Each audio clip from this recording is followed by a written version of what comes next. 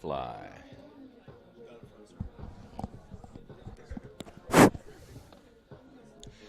Good morning, everyone. Welcome to Randall R. Sadler Stadium on the campus of Earlham College as we get set for a three-game set against the Hornets of Kalamazoo. Welcome to the Farm Bureau Insurance with Kevin Shear pregame show today. Walter Talcott will get his third start of the season. We're going to talk more about Walter's performance so far on the young season. And for Kalamazoo, they played their first game of the year. They went all the way to Kentucky, ended up getting nothing out of that trip, and now they're here hoping to at least get 3 games in, 1 today, 2 tomorrow. And they come in facing an Earlham team that is fresh off a 3-game sweep over Wilmington College, so they've got their confidence rolling right now. And for Kalamazoo, it's a nice test to start out the season to see where your team's at. Well, I'll tell you what, this is an Earlham baseball team that played much better against Wilmington than they did in their opener against Wittenberg. The bats finally got rolling. They got some decent pitching, so they're now 3-2 coming in. But this might be a different test. This is a Kalamazoo team, returns a lot of players from last year, including their shortstop, Jordan Wiley, one of the top hitters around the Midwest. So they're going to be tested today. They're going to be tested, and I think that's why their series against Wilmington was so huge for them. You get your bats rolling, you get your pitching back, and you're going to a tough game like Kalamazoo, because when you raise the competition, you're going to have to see where your players are at. It's not always going to be just smooth sailing like last weekend as we saw. So it's a good test for both teams, and both coaches get to see where their teams are at. Quakers took all 3 games from the Hornets last year. We'll see if they can keep that streak alive. We'll come back. Starting lineups are coming up in a couple of moments right here on the Farm Bureau Insurance with Kevin Shear pregame show, Radio Troy Digital Sports.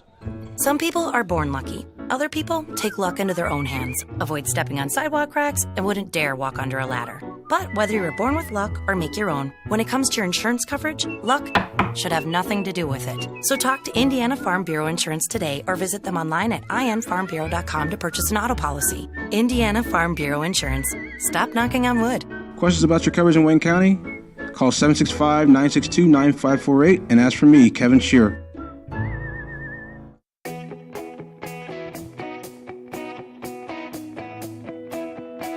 We check them better. Every Wetzel Better Buy certified vehicle is fully inspected and reconditioned by ASE and factory-trained technicians.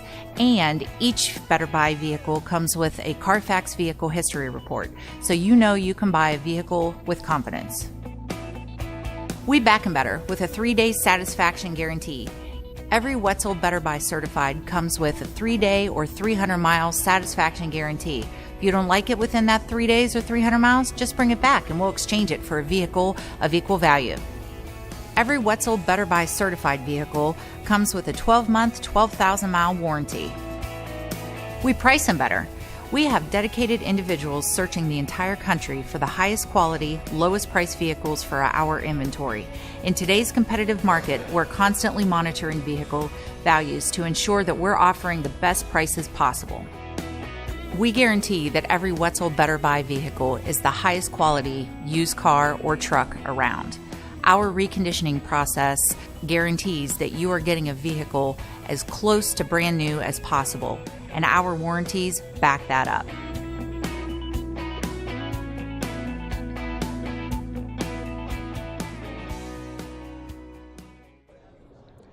We are moments away from the start of this one this morning. Again, we're trying to beat the rain that is scheduled to come in a little bit later today. And by the way, it is no warmer this morning than we've had any other time. Nope. I think temperature's still in the 30s, maybe even the upper 20s at this stage. And I know that some of the players said the wind's not blowing, but it is. We've got a light breeze coming in from basically right field, center field in, so it's another cold day. Another cold day, but you would think by now Earlham should be a little used to it. They've played 5 games in the cold, so we'll see if maybe that gives them a little advantage over Kalamazoo. I don't know about you, but I might be used to it if I were playing football, but not baseball. It just doesn't seem to add up. Hornets, as we mentioned, they have not played. The 4 games canceled. They were supposed to play Southern Vermont down at Georgetown College in Kentucky. Nothing happened. They're coming off a year last year. They went 20-19. They were 17-11. in the MIAA. And again, the Quakers took all 3 games here last year by final scores of 5-3, 8-4, and 7-5. They're a very good hitting baseball team, a .304 team batting average last year. Pitching was a little bit off a year ago at an ERA of 5.10, and they lost their best pitcher in Ryan Orr, who went 8-1 on the season. So one guy had 8 of their 20 wins. So he is gone. But again, Jordan Wiley is back, a .366 hitter. He is one of the top stolen basemen in the Midwest, 38 stolen bases last year.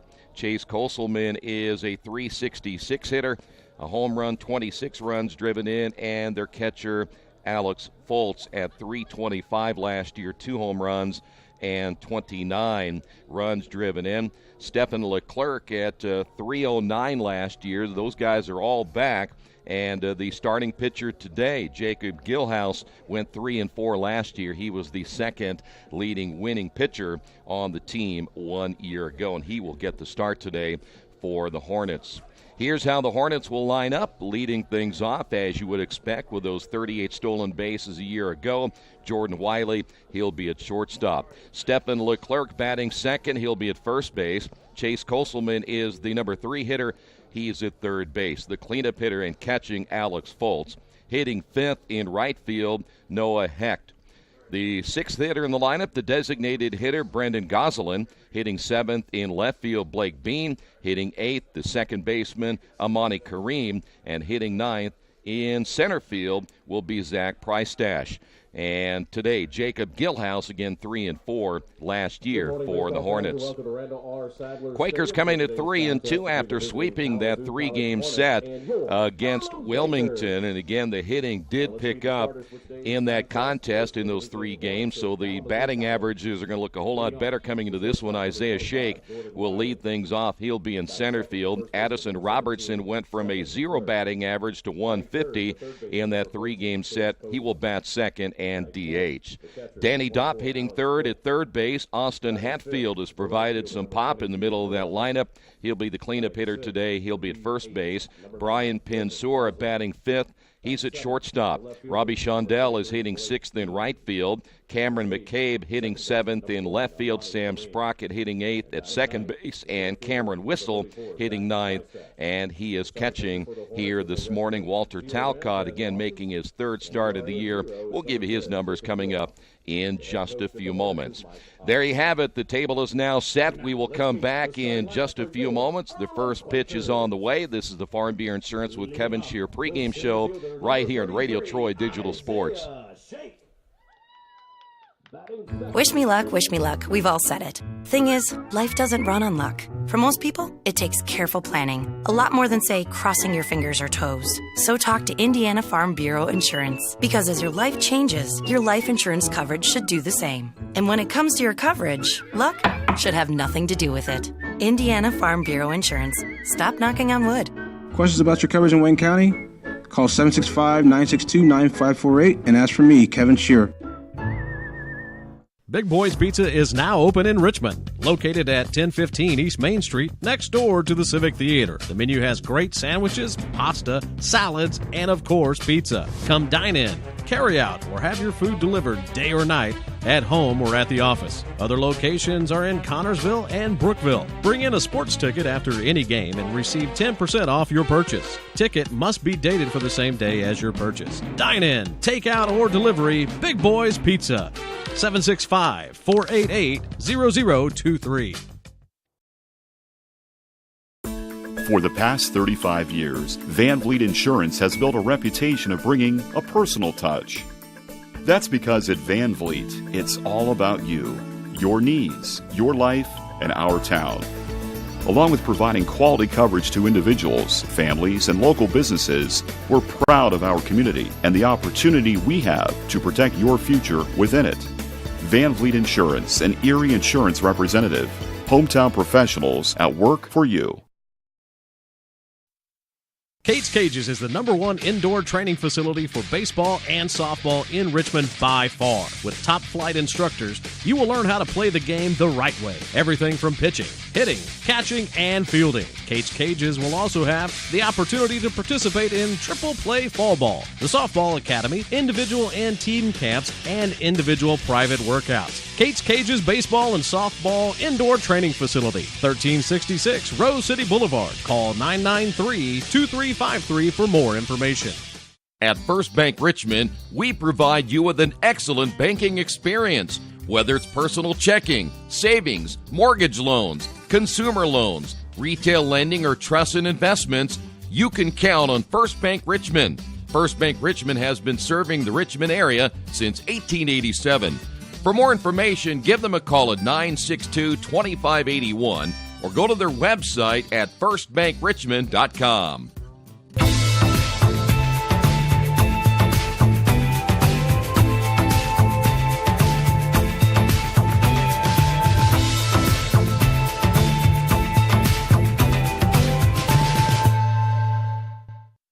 Since 1994, Beach Automotive has provided motorists in the Richmond area with comprehensive auto repair services that include car and truck care, alignment, brakes, tires, engine, transmission, and more.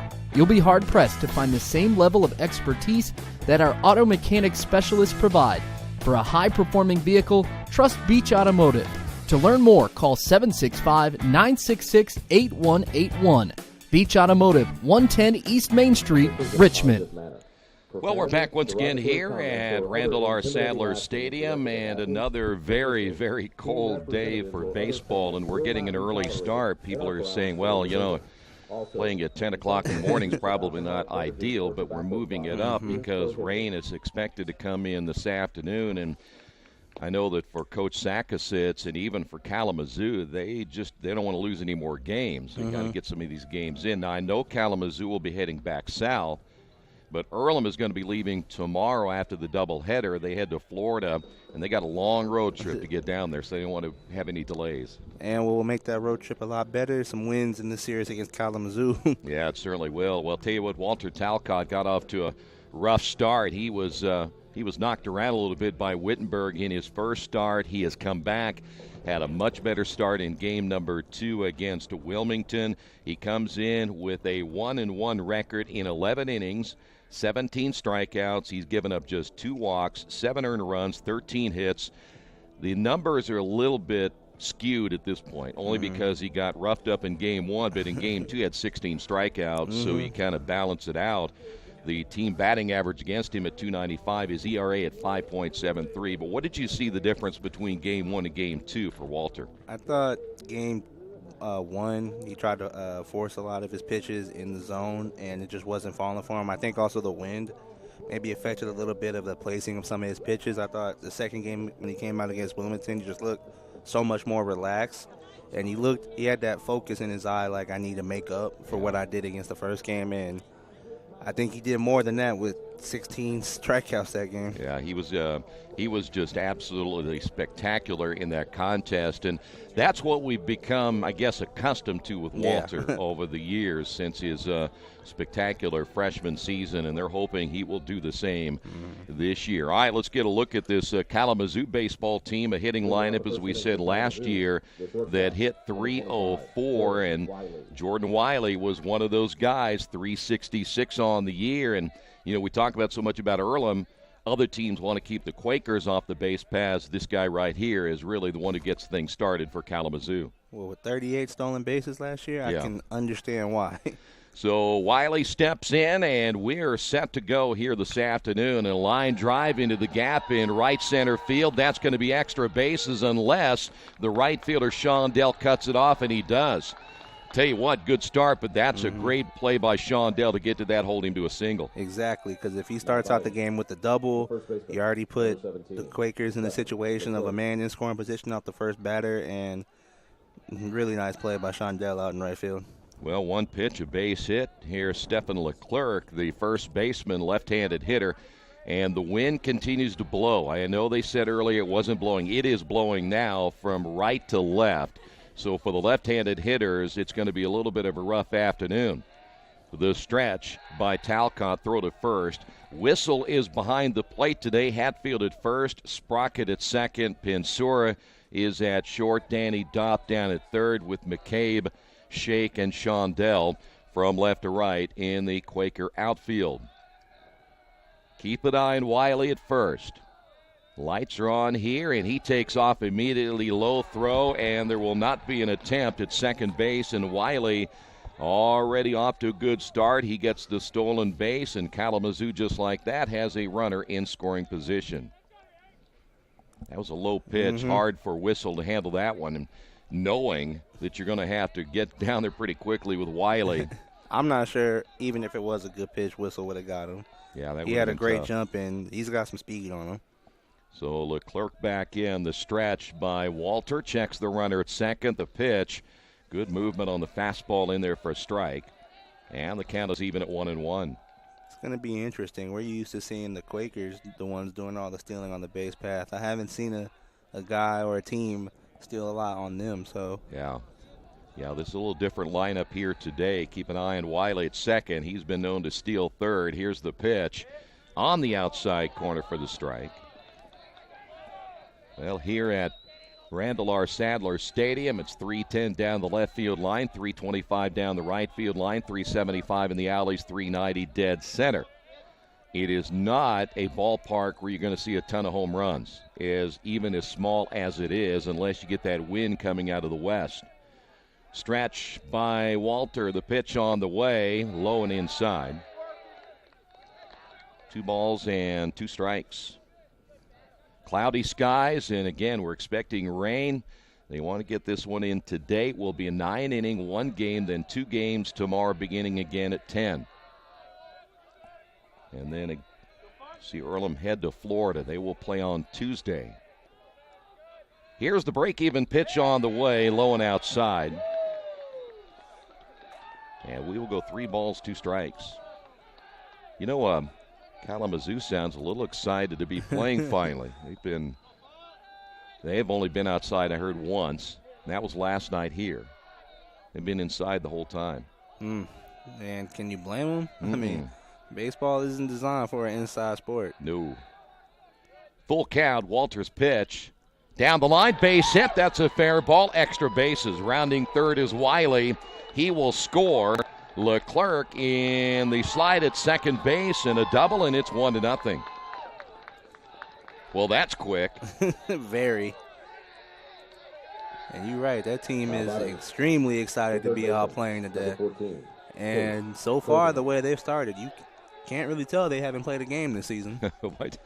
One thing about watching Wiley heading around first, or should say third base to score like he won the World Series. I don't blame him either. You've been stuck inside this whole time, chomping at the bit to play, and finally get outside, even though the conditions are as bad as they are today. We've seen worse this year. He'll show a bunt, and the pitch is in there for a strike. Koselman, the third baseman. I mean, it's also a little, you get that itch because you want to play and you know other teams are playing baseball already, and after a while you start to hate practice without playing any games. And again, practicing inside, there's only so much practice is going to do for you. You just want to get out there and play. The stretch and the 0-1 pitch. Good lead down at second base. That pitch is outside. So last night was the first time Kalamazoo was outside? Yeah. Wow. They've been stuck indoors. I don't know what their facility looks like. I don't care what it is unless you have an indoor stadium. It doesn't matter. It's still not enough, like being outdoors. 1-0, Kalamazoo on top. The pitch on the way, hit foul. 1-2 now to Koselman. He had a good year last year. In fact, he was kind of hidden behind Wiley. 366 batting average, had the same batting average. He drove in 26, but Wiley kind of overshadowed him with that 38 stolen bases. This guy can hit the baseball. Here's the pitch. It's up high.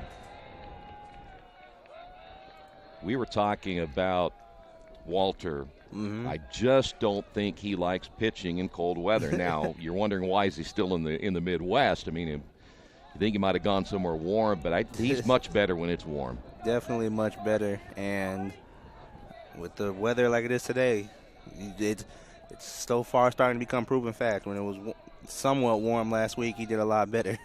Swing and a miss, got him on the outside corner. That's a good pitch and a much-needed out for Walter Talcott. There's one away.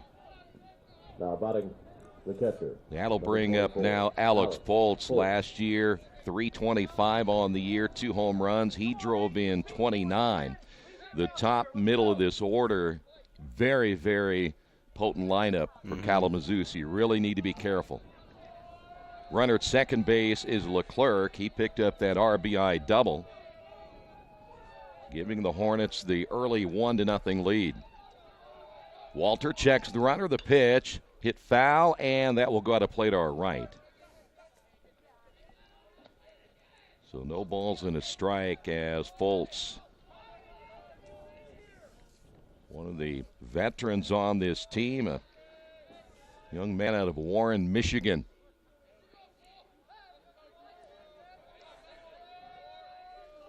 He is one of the seniors that has been a leader on this team for the last couple of years behind the plate, and a veteran they will certainly enjoy as he fouls that one away, not only from the offensive standpoint, but as a defensive catcher.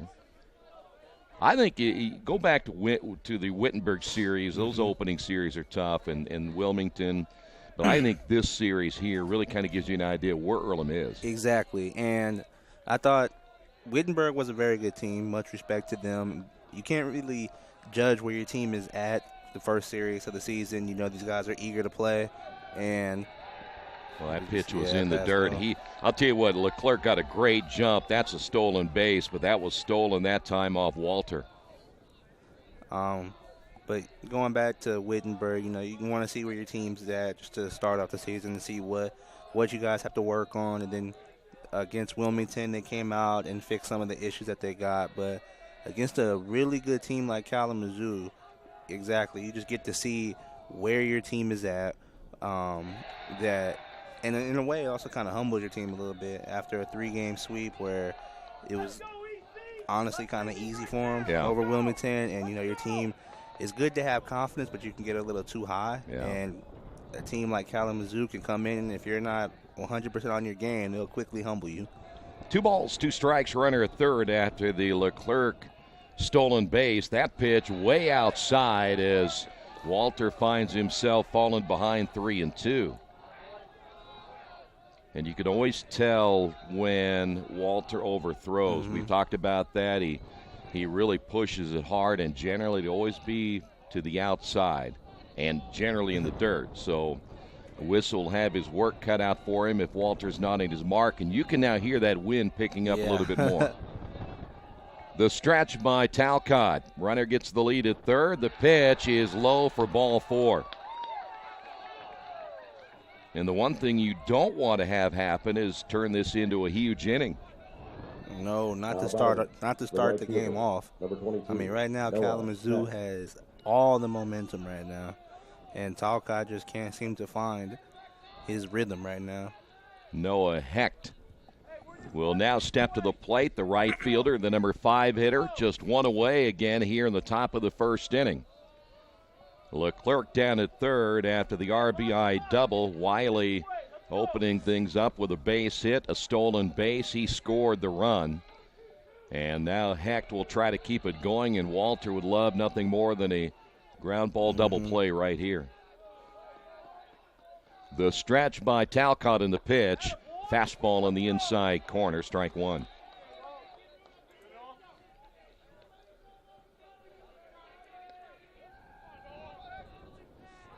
So Walter again in a little bit of trouble in the first inning, and boy, you can see the breath. I was watching Hecht right there, and if you don't think it's cold, you can see his breath from up here. Here's the pitch on the way, and boy, that was a good pitch. Apparently a little bit low, 1-1. Yeah, but Kalamazoo is all the way from Michigan. This might not be that cold compared to the weather up there sometimes. 1 ball, 1 strike. Walter gets the sign from Whistle. Outfield straight away, the pitch in the dirt. There Did it again. That, again, could be grip. I'm not sure about how they keep their hands warm because they're not allowed to do certain things while they're on the mound and such. But I just don't know how you could grip the baseball very well. Not with this type of wind. And you said it right. There's a lot of things that you can't do now as a pitcher because you'll get assumed that you have some kind of contraband. Yeah. 2 balls, 2 strikes as Hecht fouls that one straight back. But if you're Earlham right now, just get out this inning. Thing about baseball and what we've learned is that it's a long game. Yeah, it can be very long. Yeah. And the thing about for Walter, he generally works so quick, gets so many quick outs. Yeah. His games are generally about 2:20. The stretch and the break him in pitch runner takes off, and that one's hit foul. Good cut by Hecht. We'll stay at 2 balls and 2 strikes. That was a great jump by Foltz down at first base.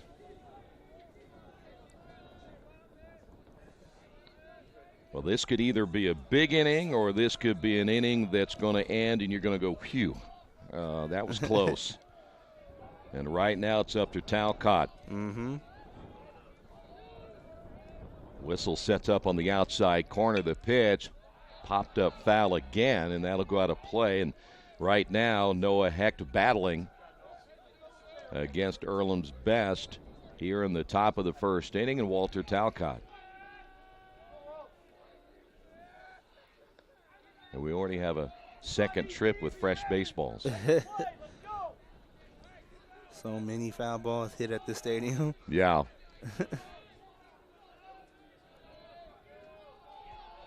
We'll stay at 2 balls and 2 strikes. The runner at first base is Foltz. The runner down at third is Leclerc.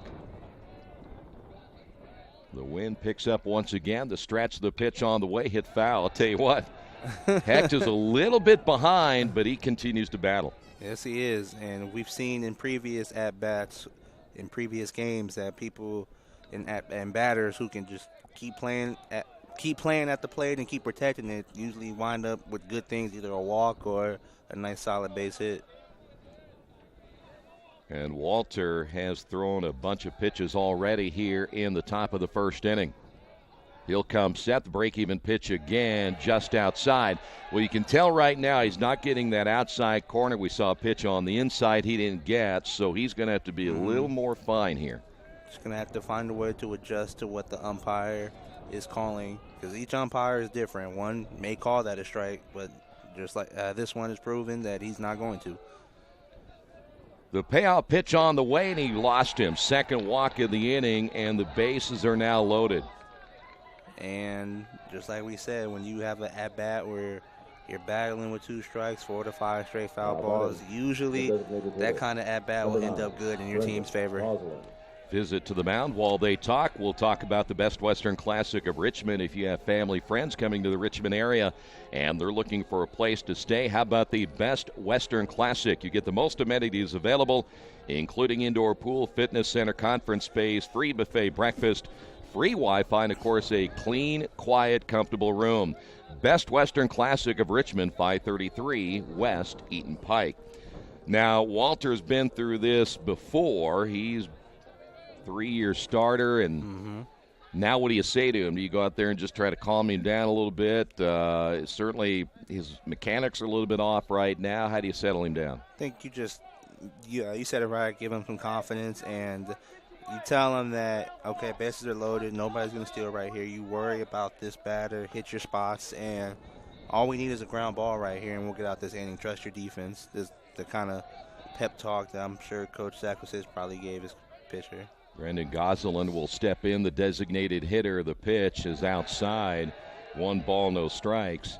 You know, and it always seems like when a pitcher gets into this situation, it snowballs. You're working so hard to get yourself out of the jam you got yourself into that it just never seems to quite work. And with this type of situation is where you step off the mound, take a deep breath, and just realize that you're 1 ground ball. Or if you get a strikeout right here, you just turn the tide of this inning just a little bit. Gosselin back in, the stretch by Walter, the pitch on the way, hit foul. The other thing, when you watch the hitters for Kalamazoo, they're not missing that by much. No. And you think about it, swing that just a little bit earlier, this score could be 4 or 5 right now. They're a little bit behind on a lot of these pitches. So Walter again trying to work out of a first inning jam as he'll come set. Gosselin back in, the pitch on the way. Now he got that one. That's a good pitch right there. And we'll go to 1-2.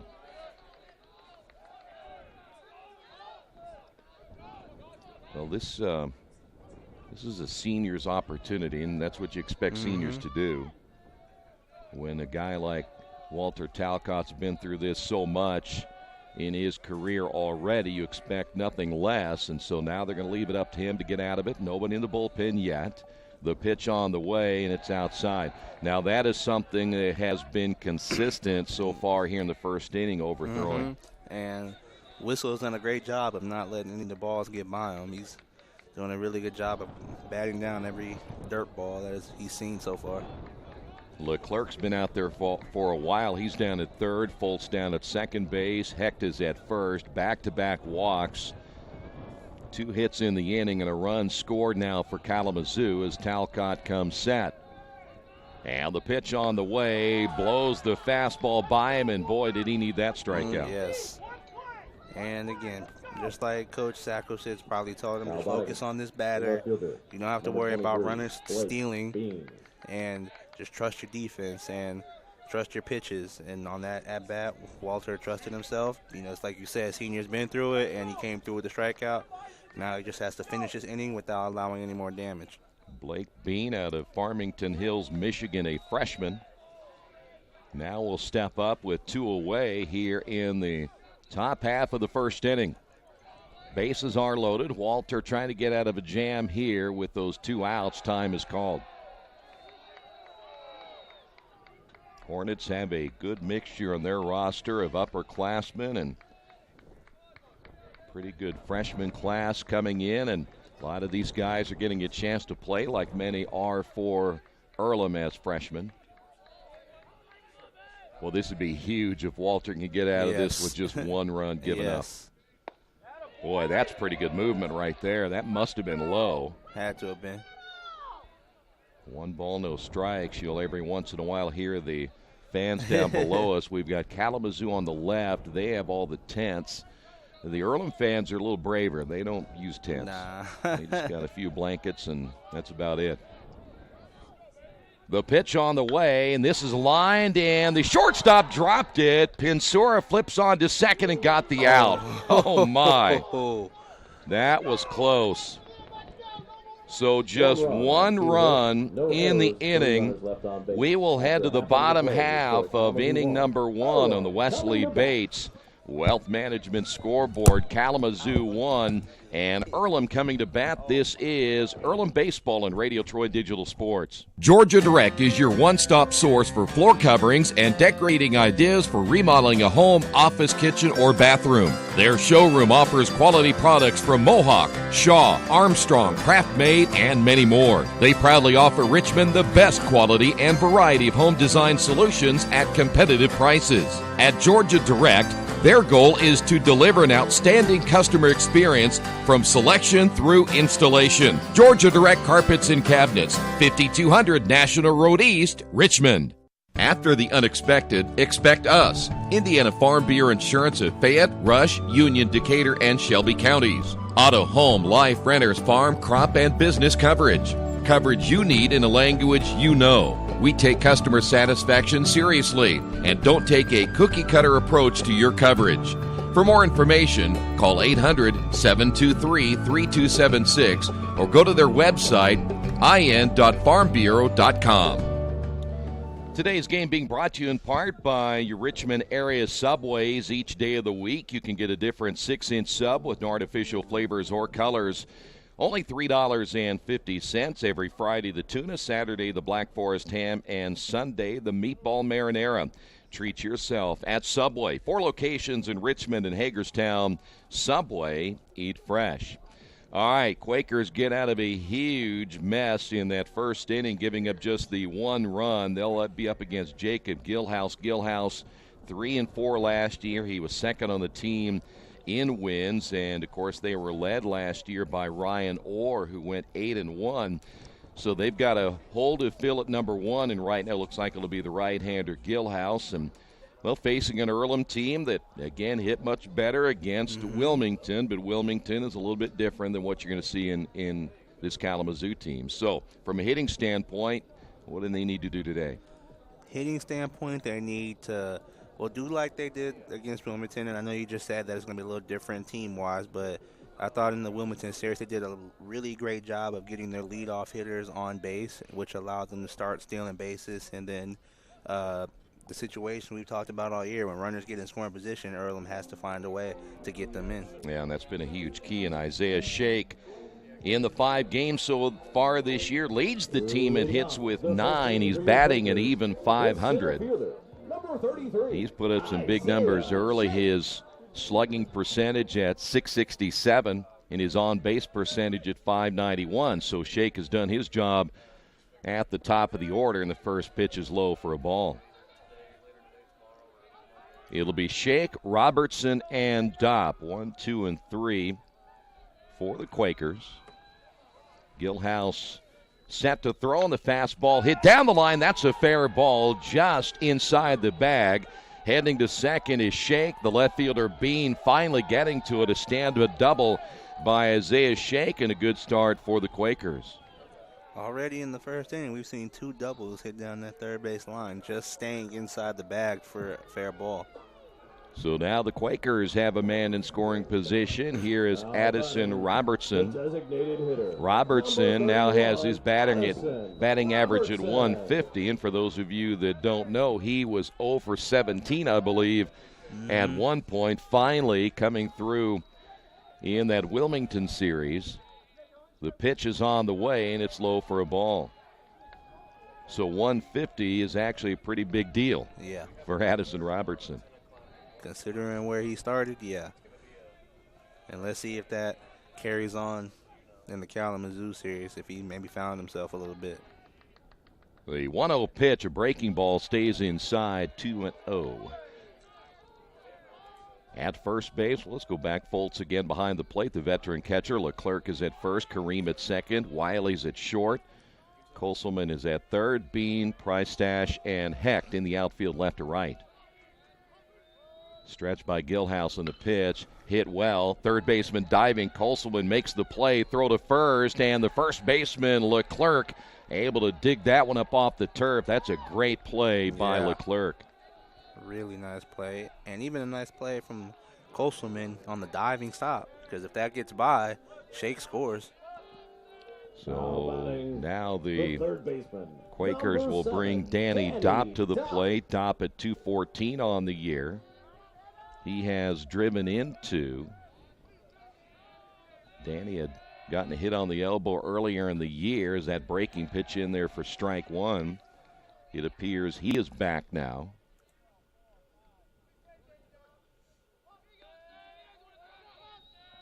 Of course, one of the surprises standing on deck, that is Austin Hatfield, and what a job he has done in the cleanup spot for the Quakers early in the first 5 games. The stretch and the pitch popped him up.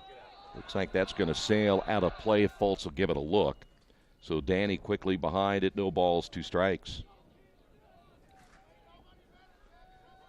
We showed up this morning. I think I was wondering about what the temperature was. I haven't looked lately, but that wind blowing the way it is right now, I have a feeling that real feel is probably down in the 20s. Well, let's find out. Technology will tell us. Here's the pitch up high. So the wind is east 14 miles per hour. Feels like 24 degrees. Okay. And it says it's 34 right now. So if it's a 24 real feel, we're down there. Yes, we are. Stretch, and the runner takes off, and he took off too soon. The throw to third, and the tag laid on, and they get him. So Isaiah Shake thrown out at third base. That was a very good move there by Gilhouse. Yes. So now 2 outs. And Shake very good at stealing bases. Normally just a little bit too early of a jump and got caught.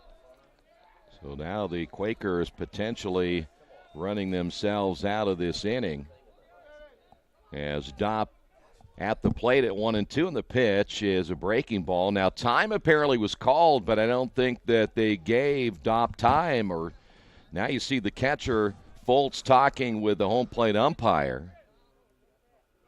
They say no pitch now. But I did not see time called. I did not either. Dopp was stepping out as if the umpire gave him the time, but I never saw the umpire wave it off. No, he did not. That was weird. Well, that's the mistake you make as an umpire, is if you don't make some kind of a signal, everybody gets a little bit frustrated because all they want is some consistency, and now they're going to have a secret meeting out there and we're not included. No. But it was just confusing because with 2 strikes and before the pitch was thrown, I just start seeing Dobby just started backing up, and I was just so lost on what was going on. Well, most of the time, if you see a batter step out like that, you think time was called by the hitter. But usually when a time is called, the umpire puts his hands up and says stop. Well, after a little brief confusion, we're back to play, and the breaking ball, high fly ball into left field. Bean is there, and he will make the catch, and that'll do it for Earlham. They waste a double in the bottom of the first inning on the Wesley Bates Wealth Management scoreboard. Quakers trail it 1-0. Hey, this is Steve, and out of Jiffy Lube the other day, a customer came in and said, Steve, this was my 100th oil change on this car, and you've done them all. Hi, my name is George Farrell, and I've been coming to Jiffy Lube for over 14 years. I recently just had my 100th oil change. I'd like to thank Steve Funkhauser and his staff for the great service that they've provided me over the years. Thank you to all, and I would recommend anyone to come to Jiffy Lube to get their car serviced. Jiffy Lube, #1 in customer satisfaction for a reason. Hello, my name is Kyle Schwarzkopf. I'm the manager of Kyle's National Road Auto, in business in Richmond since 1979. We employ ASE certified technicians, and we have over 80 years of experience. We work on all domestics and most European and Japanese cars. Give us a call at 966-1555. Kyle's National Road Auto Service. My name is Kyle Schwarzkopf, and I approve this message. Today's game being brought to you in part by Jason Wise of Better Homes and Gardens First Realty Group. He has an idea for an alternative fundraiser for your school group or nonprofit. If you list, buy, or refer a customer and mention this promotion, he'll donate 10% of what he makes on that transaction to the school group or nonprofit of your choice in your name. Tell your friends, family, and colleagues to mention this offer when listing with Jason Wise at Better Homes and Gardens First Realty Group. Give him a call at 969-3400. Well, we have seen a little bit of everything now in the short time we've been here for Game 1 of this 3-game series. Amani Kareem will lead things off, the second baseman. Quakers, I think, are fortunate, as we said, to be only down 1-0 after a rough first inning. Kareem shows bunt, pulls back. And then on the other side, Gerard, we saw the Quakers potentially run themselves out of maybe a game-tying situation. And as you said it right, because Shake started off the inning with the double, and Shake normally good at stealing bases, but he got caught a little too early. Kareem lays down the bunt, coming off the mound quickly. Walter, a strike to first, and there's one away, and here's Zach Priestash. I think Kareem's another guy. If you're the Quakers, you want to try to not get him on base. I think him indicating bunt as the first batter of the inning is letting you know that man's got some speed on him. Yeah. And the Quakers played it extremely well as Priestash will step to the plate. He is the 9th hitter now in the first 2 innings for the Hornets. Here's the pitch. Hit foul. Good cut by Priestash, 0-1. Well, if you're just joining us, it's another cloudy day. Another cold day. This was originally set for, I believe, either noon or 1, but we moved it up. Earlham moved it up. Ground ball to the second baseman, Sprocket, and there's 2 away. And the reasoning behind moving this game up is we're expecting rain today. Heavy rain at times and even thunderstorms, which is really hard to believe, Gerard, because it's only 34 degrees. The warm front hasn't come through yet. I'll deal with the rain much rather than I'll deal with snow. Well, it's crazy. Yeah. As Wiley steps to the plate, where this morning you can see the breath of all the players, and by this afternoon it could be 50-plus degrees. Exactly. And everybody's wanting that warm weather to come. Spring is, I think, just right around the corner. And Yeah. need to outlast these last couple weeks of winter. I need to remind you, set your clock ahead tonight, too. Here's the 0-1. Oh, it is. And that'll be grounded off the bunt attempt first and safe as Wiley beats it down the line. That'll be an infield base hit, and Wiley now 2 for 2, and get ready for the fireworks again with Wiley on base. That man is fast. He can fly. Stephen Leclerc. Now batting the first baseman, number 17, Stephen Leclerc. You'd think that Earlham would have instant replay. Huh? We do, right? This is it over here. Exactly. They may have to rely on us. Matter of fact. Well, it could be, because if you know our delay is a little bit behind, so we could go back and watch it if somebody has a monitor. I'm actually doing that right now. Well, the runner takes off, the throw down to first, and Wiley off to second base.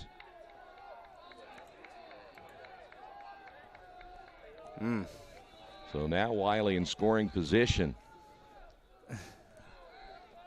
And we saw what happened last time he was in scoring position. Leclerc brought him in off the double. Wiley is dangerous on these bases. First error of the ball game. And now Leclerc steps in, chance to give the Hornets a 2-0 lead. The pitch. And there for a strike. I tell you what, and I know the bottom of their lineup will get better, speaking of Kalamazoo, but you've got to like what they can do at the top of the order. Yes, I do. And I think they use their top of the order very well. I like the call from Kalamazoo's coach with 2 outs in the inning. He has Wiley lay down a bunt, and it pays off. And as we see, a swing and a miss from Leclerc, but they want to get Wiley on as many times as possible, and they will use him on the base path. And Earlham has shown no indication that they can get this man out stealing a base. Yeah, he's not slowing down. He had Walter's attention. Can hear the wind picking up. You can even see the pants of the field umpire and the home plate umpire blowing now and then. And there he goes to third, and a swing, and that's hit foul. Leclerc Simon trying to protect him. He got a pretty good jump again down at second base. And I think that shows the speed, because, yes, he got a good jump, and he'd have been there standing up, and he stopped. Yeah. After he jumped. No balls, 2 strikes, 2 outs as we play here in the top of the second inning. 1-0 Kalamazoo. And Walter, and we mentioned in the first inning, he's thrown a lot of pitches. Time will be called.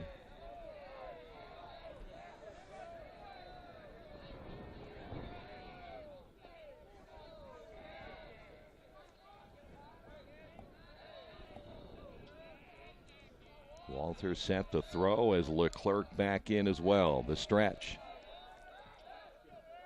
The pitch. Low and inside. There's another indication what Earlham's philosophy is getting your pitcher to think about 2 things. You know Walter was thinking back there. Sprocket headed over. Yeah.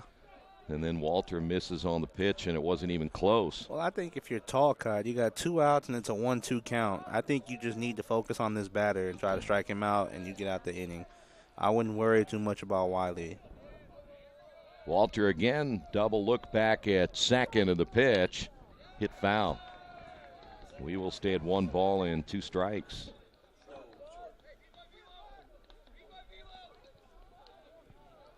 Kalamazoo got this thing started early. Wiley hit the first pitch of their 2019 season for a single, and he later stole a base. Leclerc drives him in with the double, and then it was an adventure for the next 4 hitters. Sprocket at second as the pitch is inside, 2-2. The one thing Sprocket is trying to do is really keep the runner Wiley close at second. Whether they throw there or not is irrelevant. They just want to make sure he didn't get a good jump even on a base hit. Maybe they have a chance at the plate. And if I'm Leclerc and I see Sprocket is constantly going to second, I'm aiming right for second base. Try to hit a fast grounder right there. The break-even pitch, runner takes off, and they don't even need to throw down to third as Leclerc will strike out. And that'll do it as the Hornets will leave a runner in scoring position. We will head to the bottom half of inning number 2 on the Wesley Bates Wealth Management scoreboard. Kalamazoo 1, Earlham nothing.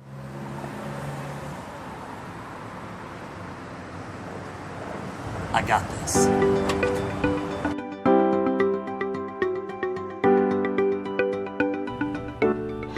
I got this.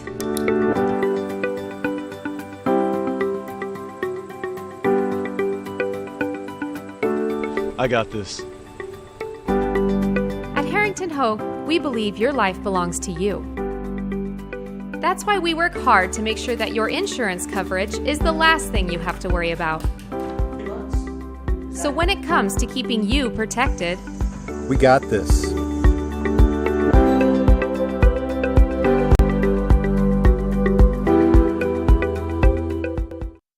Hi, this is Steve Funkhauser, and I was talking to someone the other day about how friendly and professional the crew at Jiffy Lube is, and they said, "You are always so upbeat. I'm going to call you Mr. Positive." And so now I am Mr. Positive. And I want you to know how proud I am of you and that you are doing a great job today. And hey, do something nice for somebody. Make somebody smile. Smiles are contagious, you know. I want you to have a great day and the horse you rode in on. Jiffy Lube. Fast, friendly, professional. I'm Mr. Positive, and I approve this message. Back once again here at Randall R. Sadler Stadium. Troy Nergowski along with Gerard O'Byrne. Did I see the home plate umpire down here at some point? In fact, he's gotten away from everybody. He was talking to somebody down there a little bit ago. They need the keys for the locker room. One of them needs his hand warmers. You know what? That probably wouldn't be a bad idea if we think about it next year, is get some of those and we could sell them here at the ballpark. Make a little money. Yeah. No sense in walking out of here empty-handed. Hatfield, Pinsur, and Shondell. I know they probably sell hot chocolate and such in the concession stand, but well, I don't know. Is the concession stand open? It wasn't when I got here. Is it open now? Well, we could at least do the pocket warmers and stuff. Oh, wait, does this concession stand sell hot chocolate? I think they do, yeah. That pitch in there for a strike. Hatfield stepping up at 381 on the year. He has driven in 4, that second on the team. That pitch is low, 1 ball, 1 strike.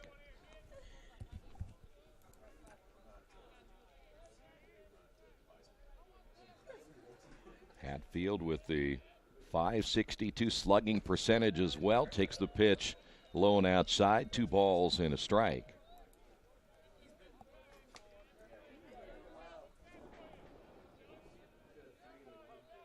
Outfield shaded a little bit toward left, especially in center, as Price Stash just a few steps to his right. And we'll go to 3-1 now to Hatfield. Hatfield second on the team and hits with 8. Good breaking pitch. And we got a full count. That breaking pitch was slow. That was slow. But yeah, it took its time getting there. It did. By the way, Quaker's in the lineup today. I think everybody has a stolen base on the year except for Sprocket, and he got him looking. And he knew it too. Yep.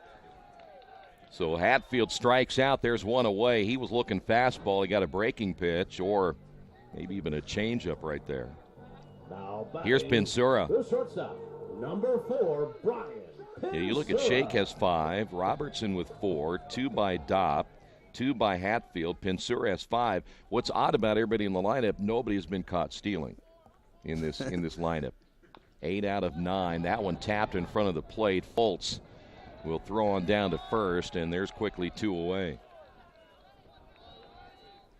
You know, some players feel that the best pitch you're going to see will be the first one. Yeah. And Pensura maybe thought that's the best one, but I don't know about you. I like to take at least a look at a pitch. I might be in the hole 0-1, but I want to see something first. Yeah, especially if this is your first time seeing the pitcher. I understand that philosophy of seeing what kind of pitches he likes to throw and where he likes to throw it at. Shondell steps up that pitch low and outside, 1-0. But going back to Hatfield, if you got 2 strikes and any ball looks like it's relatively in the zone, you have to swing at it. 2 balls, no strikes. You know, as a hitter, it's you go back. If you see the one pitch, you got to sit there now for another how long? You know, another inning and a half or so. The 2-0 pitch. High fly ball to the right side. It will be in foul territory. Leclerc right in front of the dugout makes the catch, and that'll do it for the Quakers. We will head to the top of the 3rd inning on the Wesley Bates Wealth Management scoreboard. Hornets on top of this one, 1-0. Little Sheba's Restaurant and Zini's Place. Come join us in Richmond at 175 Fort Wayne Avenue or at our newest location in Centerville at 129 East Main Street. Grab one of our gourmet pizzas, a deluxe sandwich, steak or fresh salad, and an ice-cold beer or your favorite wine. Featuring live music every Tuesday, Friday, and Saturday, plus more in our smoke-free environment. 10% discount with a valid student ID. It's better than being home. Mancino's is family-friendly, serving fresh grinders, pizza, pasta, and salads daily. They serve great food priced for family budgets. And whether it's one of their homemade grinders, salads, or pizza, there's sure to be something for everyone in your family. Our baking process may cost a little more and take more time, but the end result of freshness and flavor make the real difference in all of Mancino's award-winning products. Mancino's of Richmond. Give them a call at 966-1161 or go to their website, mancinosofrichmond.com. Well, certainly both teams having opportunities here this morning. We haven't quite made it to noon yet. In fact, we're still about an hour and 15 minutes away from this afternoon. So these two teams playing again this morning. It'll be a 9-inning game, 2 games tomorrow beginning also at 10 o'clock. As we move to the top of the 3rd, Koselman, Foltz, and Hecht all due up now for the Hornets. Koselman struck out his first time up. 2 strikeouts, actually take that back. 3 strikeouts on the day now by Walter Talcott. He got out of a huge jam back in the 1st inning.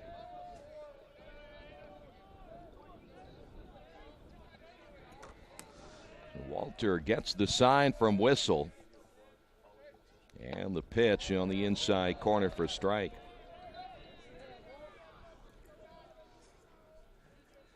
The 4, 5, and 6 hitters now for the Hornets. The 0-1 pitch, a breaking ball low and outside.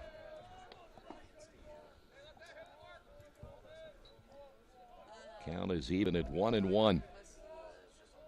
It is dark enough here this morning still to have the lights on.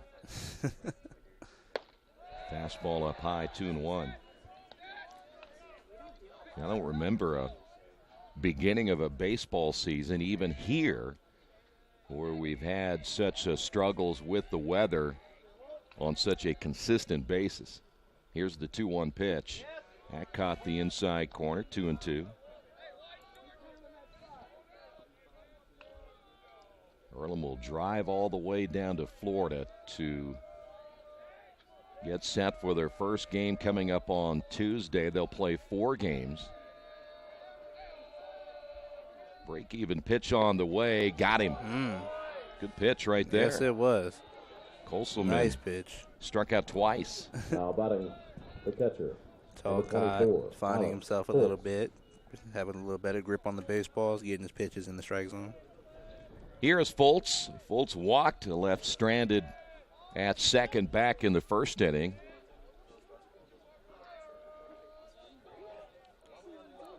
Kotsaka sits, by the way, adjusting the Earlham defense as that one's hit foul. You know, they go back to a year ago. If they have scouting on a team that they played, they can adjust. And Coach Sack never sits down. He's always out in front of the dugout making adjustments. Got some strong legs on him. Oh, boy. There's another strike, 0-2. Now, you only see a player move maybe 2 or 3 feet, but those 2 or 3 feet might make the difference in getting a jump on a ball. Exactly. But we also seen when players move to one direction, a player will hit it right there in the opposite direction. Exactly. Pitch is outside. 1 ball, 2 strikes.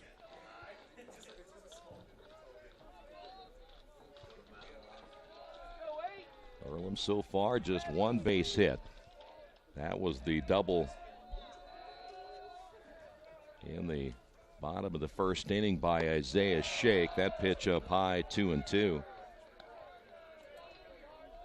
And Walter's a guy who relatively works fast. He doesn't throw a ton of pitches in any one game, but today he's having a rough morning getting this thing rolling. The break-even pitch again, and he does not go around. The pitch is low and outside, 3-2.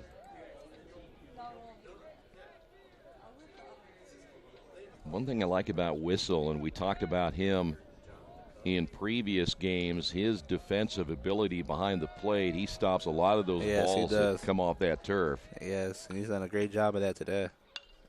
That one hit foul straight over our heads and out of play. Good cut there by Foltz.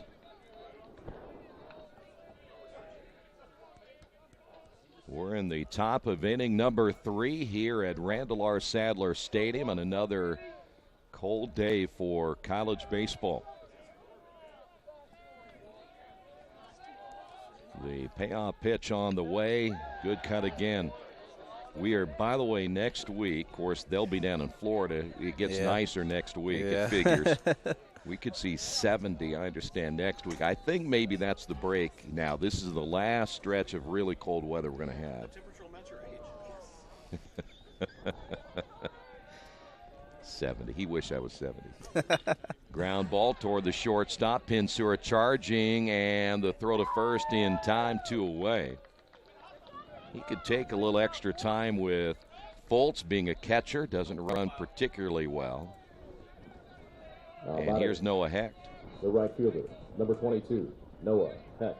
Noah walked in the first inning.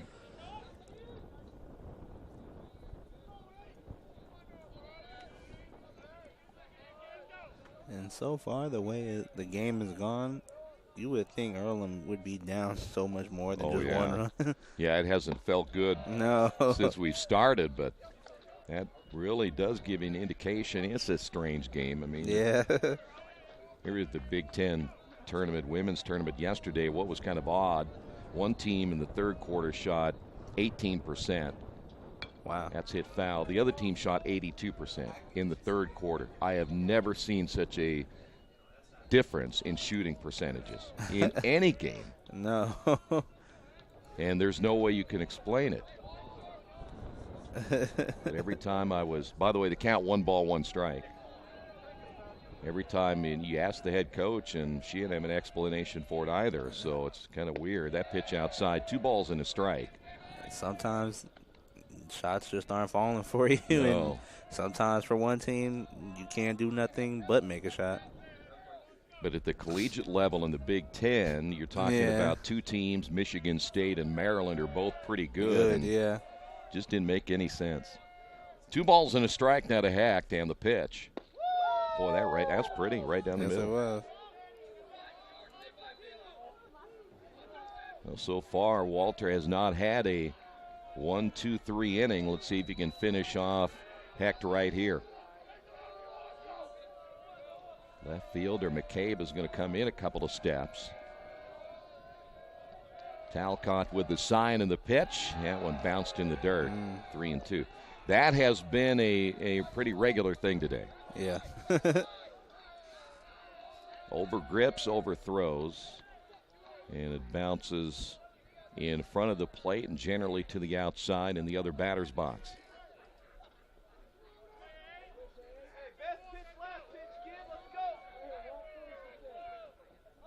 See the catcher whistle, wanting the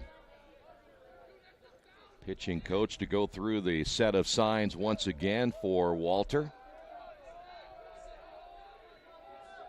Payoff pitch on the way. Tap to the right side. Walter quickly off the mound, throws on to first, and that'll do it. That is the first 1-2-3 inning of the day for Walter Talcott. We will head to the bottom half of inning number 3 on the Wesley Bates Wealth Management scoreboard. Kalamazoo on top of this one, 1-0. Best One Tire and Service has been committed to our partners since 1948. With more than 250 locations in 26 states, Best One puts over 1 million tires on the road every year. Superior tires, expert service, competitive prices. Best One Tire and Service, where the best costs less. Hi, I'm Roger Clark with Best One of Richmond. Because Best One is one of Bridgestone's largest retailers, we offer exclusive Bridgestone savings.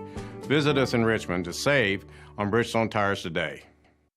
New Vision Sports is a training program that focuses on the training and improvement of the serious-minded athlete, including all ages and skill levels. From creating customized workout plans to providing ongoing motivation and support, New Vision strives to help you achieve your training goals.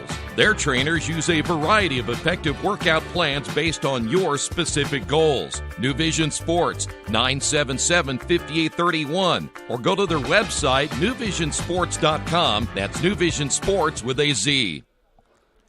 We're back once again here at Randall R. Sadler Stadium. Thanks for being with us on this Saturday morning.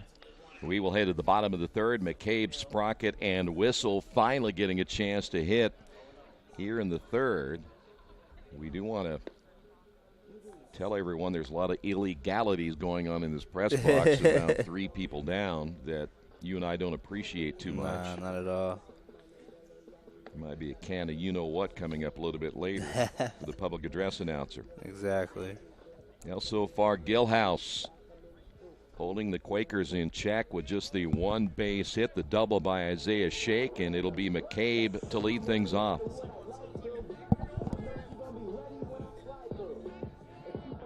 Leading off the third inning for your Quakers, the left fielder, number 5, Cameron McCabe.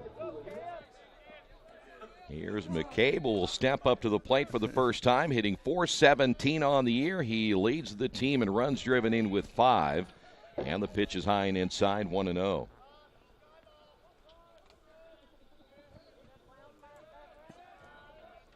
So far, 1 strikeout for Gilhouse.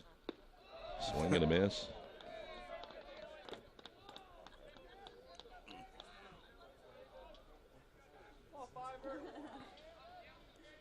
Hornets made the trip here yesterday. There was even some thought as that pitch is low trying to get a game in last night, but that didn't quite work out. You're looking at me like, oh, no. You got to give people some kind of notice. Yeah, a little bit of notice. Hey, come on up. We'll play when you get here. The 2-1 pitch. Breaking ball inside, 3-1. You start dealing with the weather after a while. It's 5-1. Look at that. We got a 5-1 count now. Pitch on the way, and it is apparently, was that on the outside corner? No, I was going to say, I thought that he didn't call a strike there.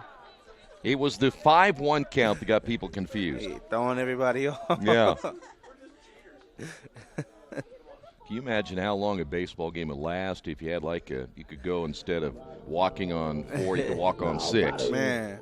The second baseman. We'd have regular 10-hour games. Exactly. Here's Sam Sprocket. Sam on the year, 200, no home runs. He has driven in 2, and the pitch outside, ball 1.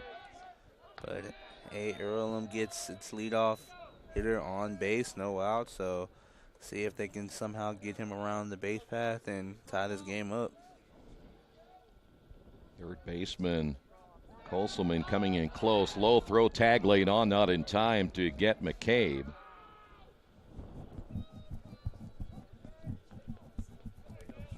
We're going to keep an eye on Sprocket, see if he'll try to lay down a bunt here. That's why Colselman is playing even at the bag. Stretch and the delivery on the way inside for a ball, 2-1.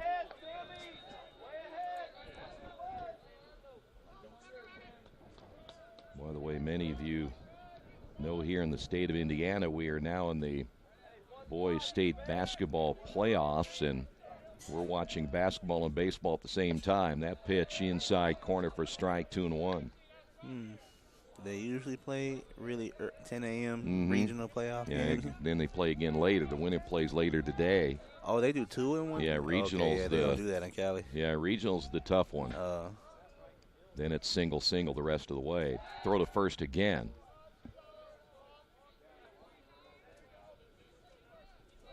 Two balls and a strike to Sam Sprocket. Sophomore getting a chance to hit. Ground ball to the third baseman, Koselman. He'll make the play at second. The relay, Kareem unable to get that out of his glove, so no play at first. Couldn't get the grip on it. So one away. Sprocket will reach on the fielder's choice, and here is the catcher now, Cameron Whistle. Now batting, your catcher, number 36, Cameron Whistle. Cameron, 250 on the year, making his fourth start. No home runs. He has a run driven in. Steve Sackasitz, I think he was just bored. He wanted to get away from the dugout, so he went out to say something to the umpire. Change up the routine a little bit. So now Sprocket replacing McCabe at first base, 1 out here in the bottom of the third inning. Koselman's going to stay even at the bag at third as the pitch is outside, 1-0.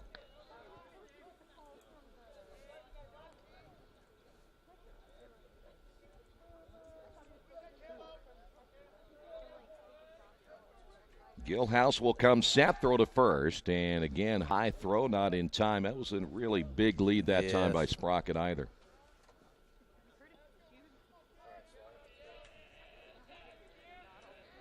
Shallow and right is Hecht as that pitch is up high. Boy, Hecht is really shallow. When you consider, again, well, the wind is blowing in a little bit, but you have a left-handed hitter in Cameron Whistle. There is a huge gap between center and right. The pitch. Low and inside, 3-0.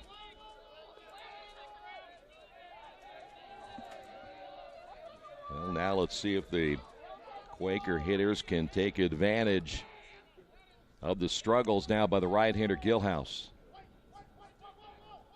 Pitch on the way, and he's taking, as you would expect, at 3-0. 3-0 count.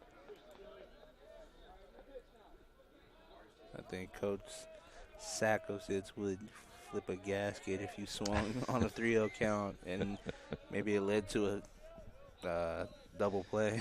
You might get benched the rest of the game, honestly. That would be tough, yeah. There's a breaking pitch outside as the catcher Foltz tried to hold and maybe frame that pitch. Second walk of the inning. And now runners at first and second.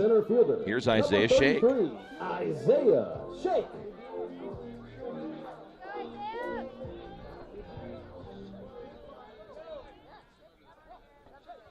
Isaiah doubled, then was picked off trying to steal third in the first inning. Got that jump a little too early. Yeah, a little too early. Stretched by Gilhouse and the breaking ball inside, 1-0. Addison Robertson on deck. One away, ground ball right here, potentially getting Kalamazoo out of the inning. Infield now playing medium depth. The pitch on the way is a breaking ball, caught the inside corner, 1-1.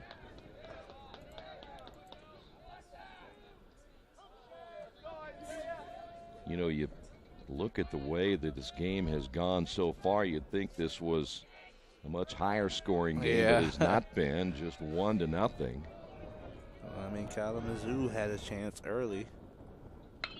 High fly ball, shallow left center field. Center fielder coming on. He will call Bean off as Price Stash will make the catch, and there's 2 away. Well, they played it just perfectly. Here is Addison Robertson. Now batting, the designated hitter, number 31. Robertson Addison grounded out. Robertson.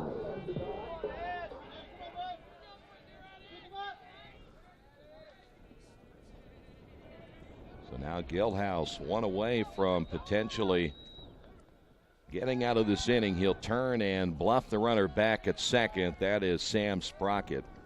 I don't think the Quakers will make the same mistake they made as they did back in the first inning. You've got the top of the order at the plate right now with Robertson, the number 2 hitter. The pitch on the way, and boy, that was close as well. I'm sure that Gilhouse kind of wondering where was that pitch. 1-0 now to Robertson.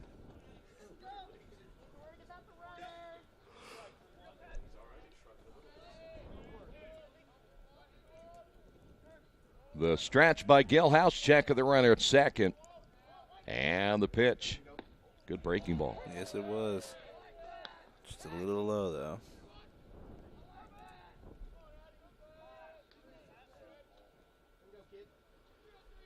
One ball, one strike. Again, 2 away.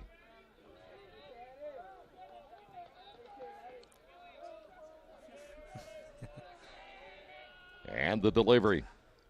That caught the outside corner, though Quaker fans thought maybe that was a little bit too low and outside. And now Robertson down at 1 ball, 2 strikes.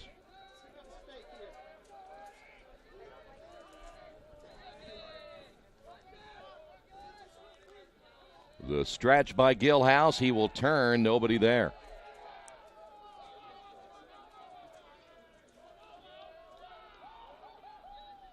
Neither Kareem or Wiley made much of a break toward the bag at second.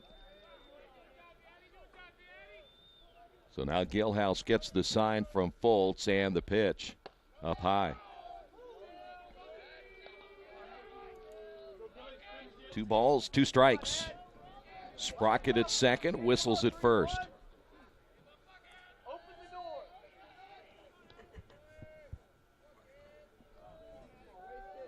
And now Gilhouse trying to get out of a little minor problem right here. The pitch popped up foul and out of play. And it will stay at 2-2.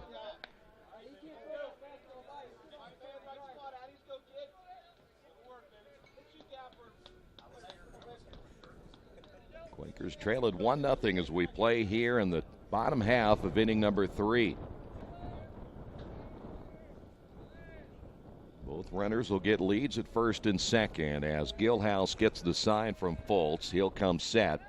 And again, looking back at second. The thing is about that is Sprocket's really not that far off the bag. And you got 2 strikes on Robertson and 2 outs in the inning. Just focus on him.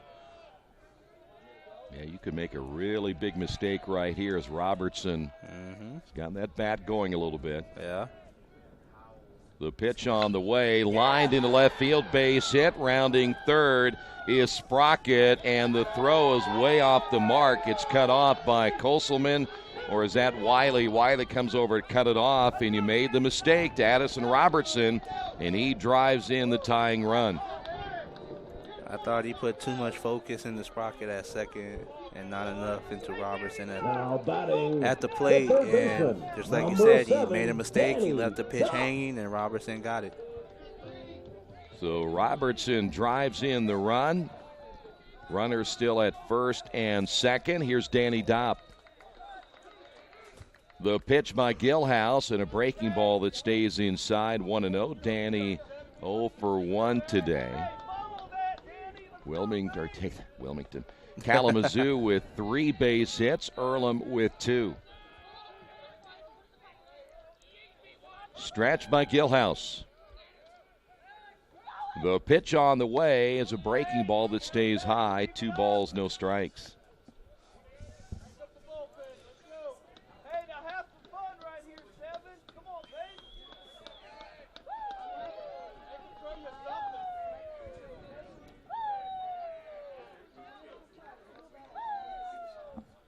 Whistle down at second. Robertson at first. The pitch.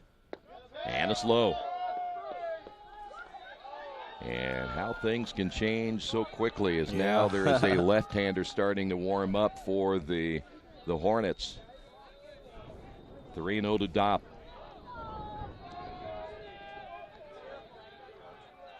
Stretch in the pitch on the way. Got that one right down the middle. This is the second, third time we have seen a 3-1 count in the inning.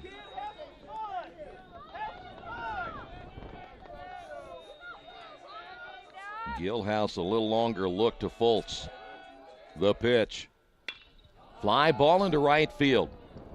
Should be played by Hactez. He will make the catch, and the Quakers will leave a couple of runners on base, but the good news is they do get the tying run across. We will head to the fourth on the Wesley Bates Wealth Management scoreboard. We are tied at 1 apiece. This is Earlham Baseball and Radio Troy Digital Sports. As an internet service provider, Parallax Systems offers reliable residential high-speed internet service and business service. With a fiber backbone reaching over 150 miles, we have created a multifaceted delivery system. Our dark fiber leasing has proved beneficial to public and private sectors alike. Parallax serves Wayne County and surrounding areas. Parallax Systems, when speed matters, a division of Richmond Power and Light.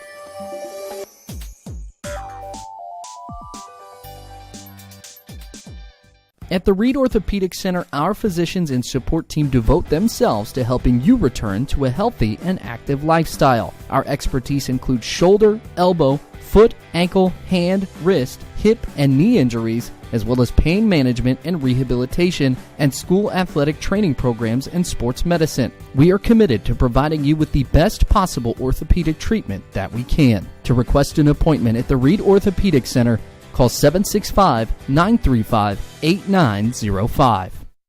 For over 30 years, Reynolds Plumbing has been keeping the Richmond-Wayne County area running. Whether on commercial properties, restaurants, or residential, they've done quality plumbing, heating, and air work for thousands of customers. In a small town, a company like theirs cannot stay in business for as long as they have without being very good at what they do. It's not just about quality work, it's about customer service. If that's the kind of experience you want on your next plumbing or HVAC job, then Reynolds Plumbing has you covered. Call Reynolds Plumbing today at 966-0994.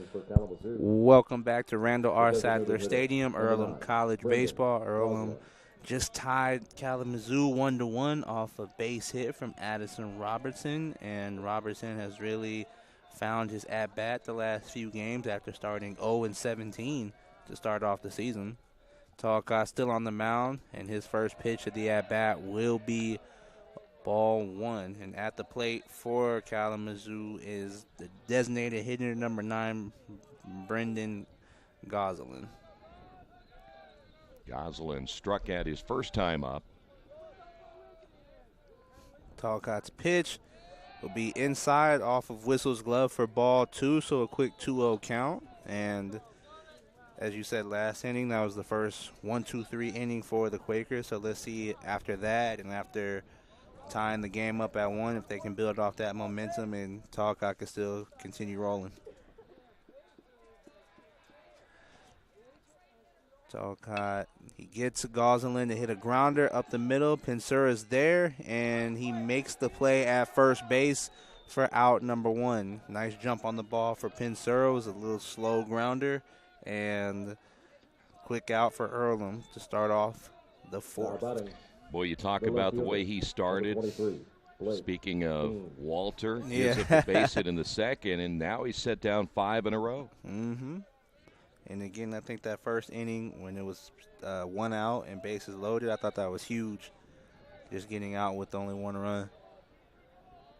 And now at the plate for Kalamazoo is the left fielder, number 23, Blake Bean. Bean is 0 for 1 in the game.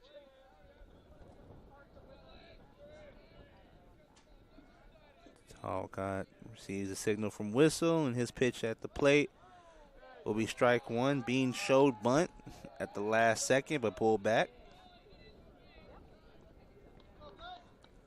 So a 0-1 count, 1 out in the inning.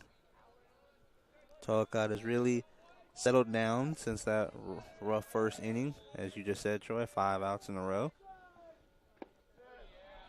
Gets the inside corner for strike 2, so a 0-2 count. Talcott has really found the rhythm and he's able to get a much better grip on the ball. And I think also because I haven't heard the wind in the last few innings. Yeah, it is actually calmed down a little bit. There's a strike 3. And on the outside corner, gets Bean looking for strike 3. So 3 pitches and 3 strikes. So quick 2 outs for Kalamazoo. Number 1, Amani Kareem. And now batting for Kalamazoo will be the second baseman, number 1, Amani Kareem. Kareem 0 for 1. He tried to bunt in his first at-bat, but was not able to beat the throw out. Talcott goes inside and high for ball 1, so a 1-0 count.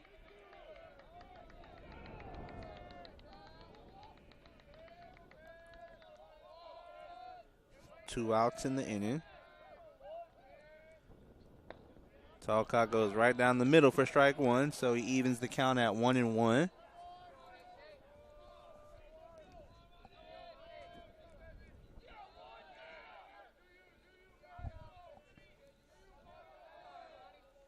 Talcott's pitch will be a swing and a miss from Kareem for strike 2, so a 1-2 count.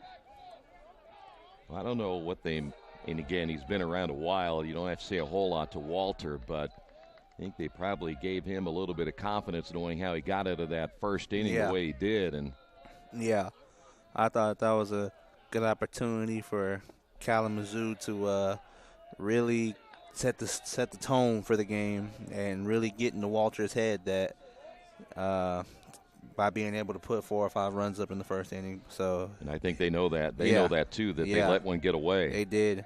And Talcott has really just ran from that first inning, and Kalamazoo struggling with them. Kareem gets a grounder right back up the middle for a base hit.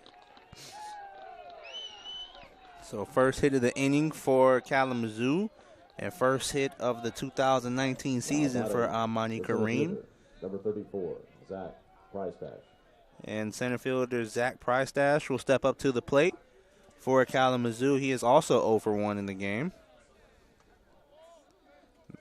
A nice hit there by Kareem, right back up the middle, and I'm anticipating some stolen bases from Kareem. Price-Dash showed bunt, but pulled back, but the ball was low anyway for ball 1, so a 1-0 count. You notice how Walter is not overthrowing those pitches now. He's really seems to kind of settled in more and not trying to grip that ball too hard, and it's really made a difference. See, he's not missing the way he was. Yeah, he's earlier. not. I haven't seen that many dirt balls as we saw in the first inning. That last pitch was a strike, so it's a 1-1 count. Kareem still on first base.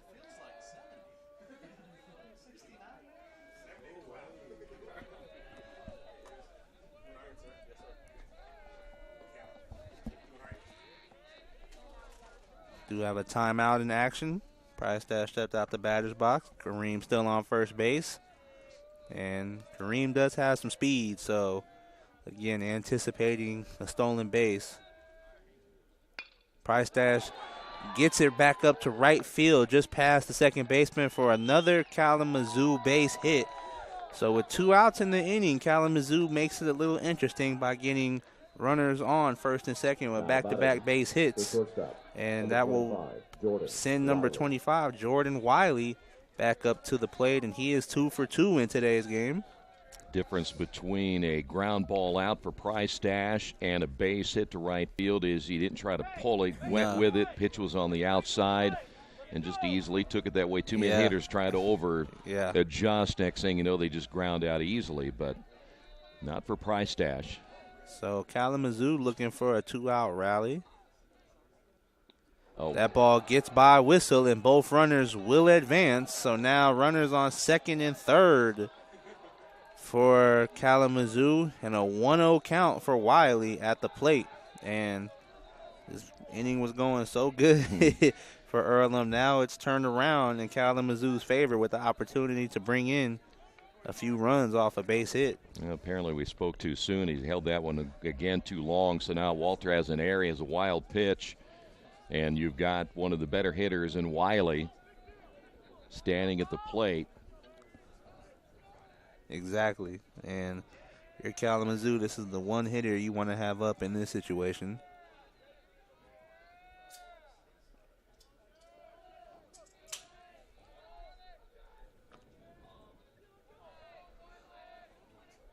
So 1-0 count. Make that a 2-0 count. Ball was low and outside.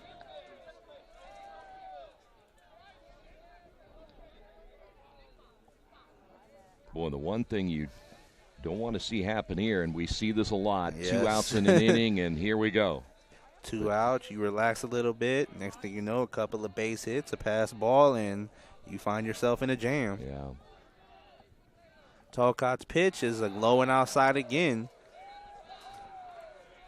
Well, and Leclerc is next, and that guy's not an easy out either. No, he is not.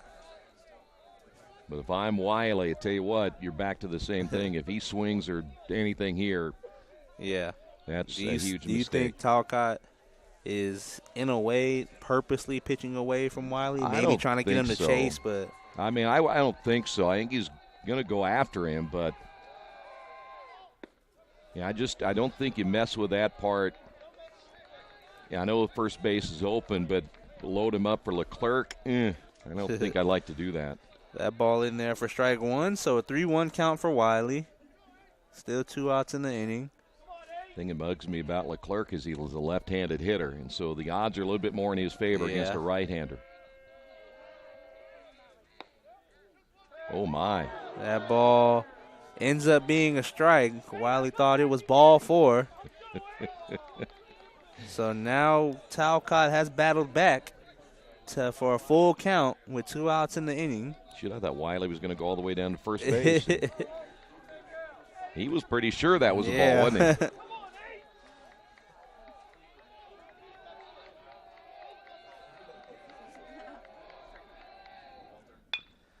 Gets Wiley to ground to second base. Sprocket is there, and he makes the easy throw for out number 3. So Talcott once again gets himself out of a jam. And 2 hits for Kalamazoo, but no runs in the top of the 4th. We're heading into the bottom of the 4th with a 1-1 tie on the Wesley Baseball Management scoreboard, and we will be right back.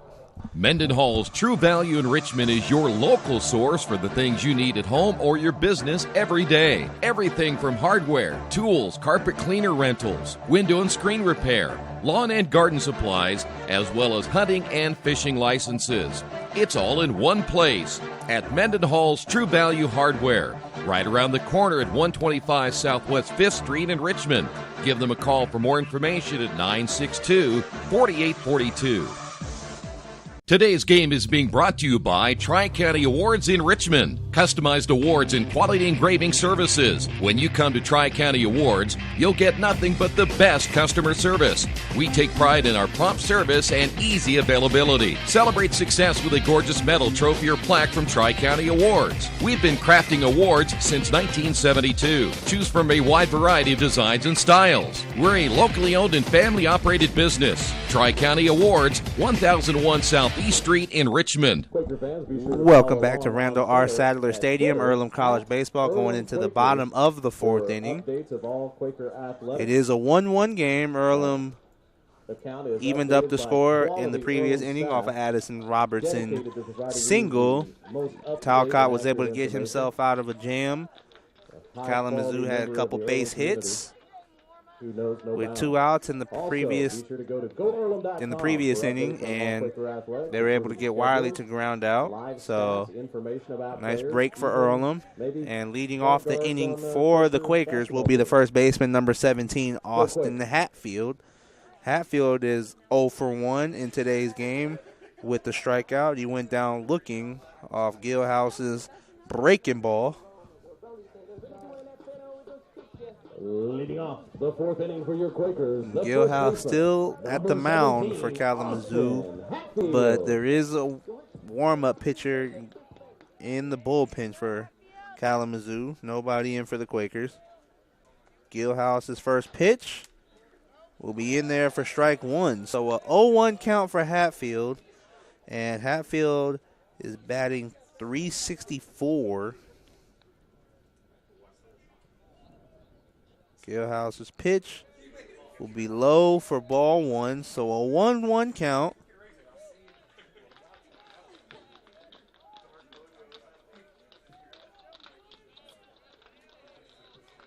Gillhouse. Hatfield sends a shot down the third base line, but it will be just foul for strike 2. So a 1-2 count for Hatfield, who's already struck out once today.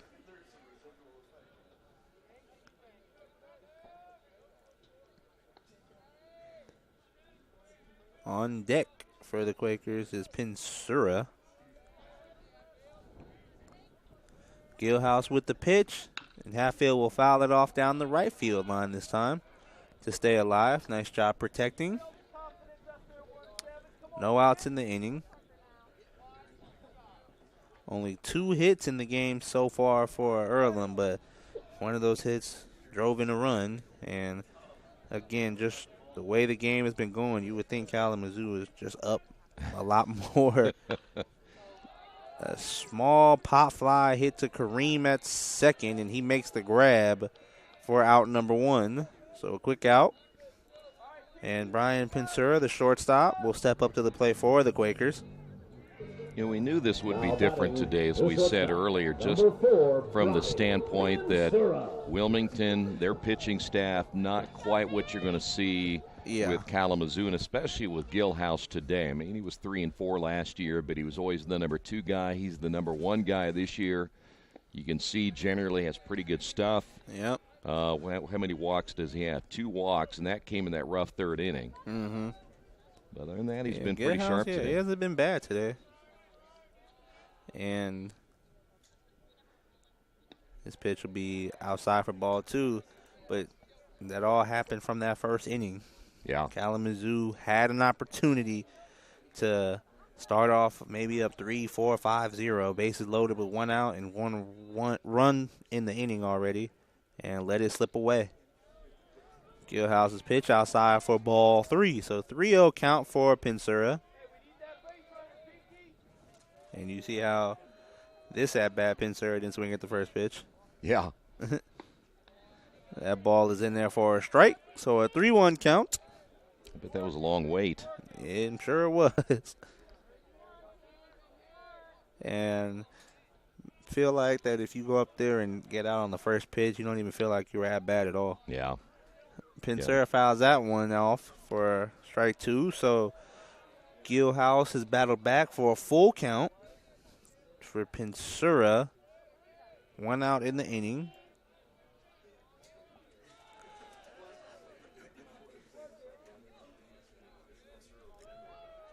Gillhouse's pitch will be outside for ball 4. So Pensura reaches first base on ball 4. And coming up for the Quakers is the right fielder, number 25, Robbie Shondell. Hey, somebody's going to have to break here pretty soon. Why not do it now, right? Exactly, right? Try to get to their bullpen before perhaps they can get to yours.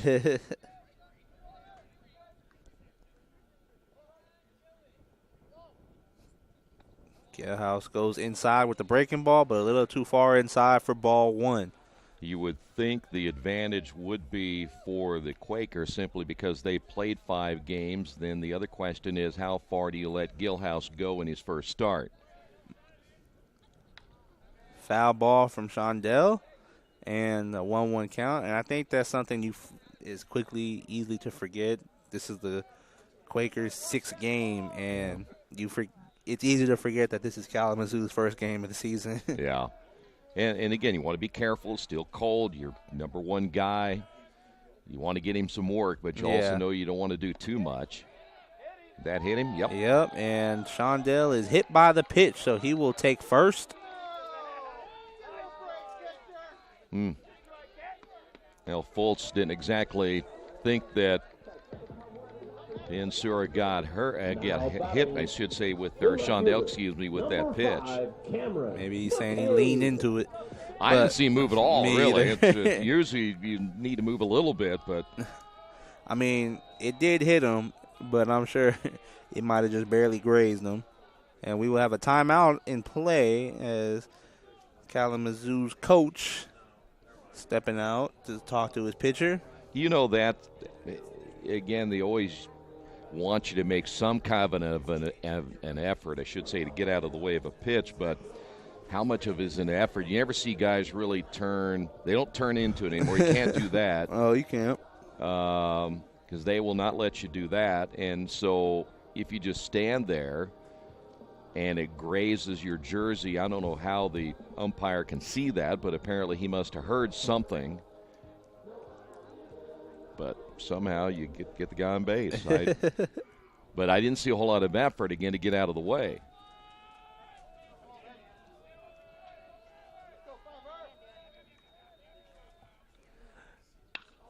Oh, my. What a play. Wow. Well, Wow. McCabe lines out. They get Shondell at second. And that was quick. Wow. A quick turn of events right there.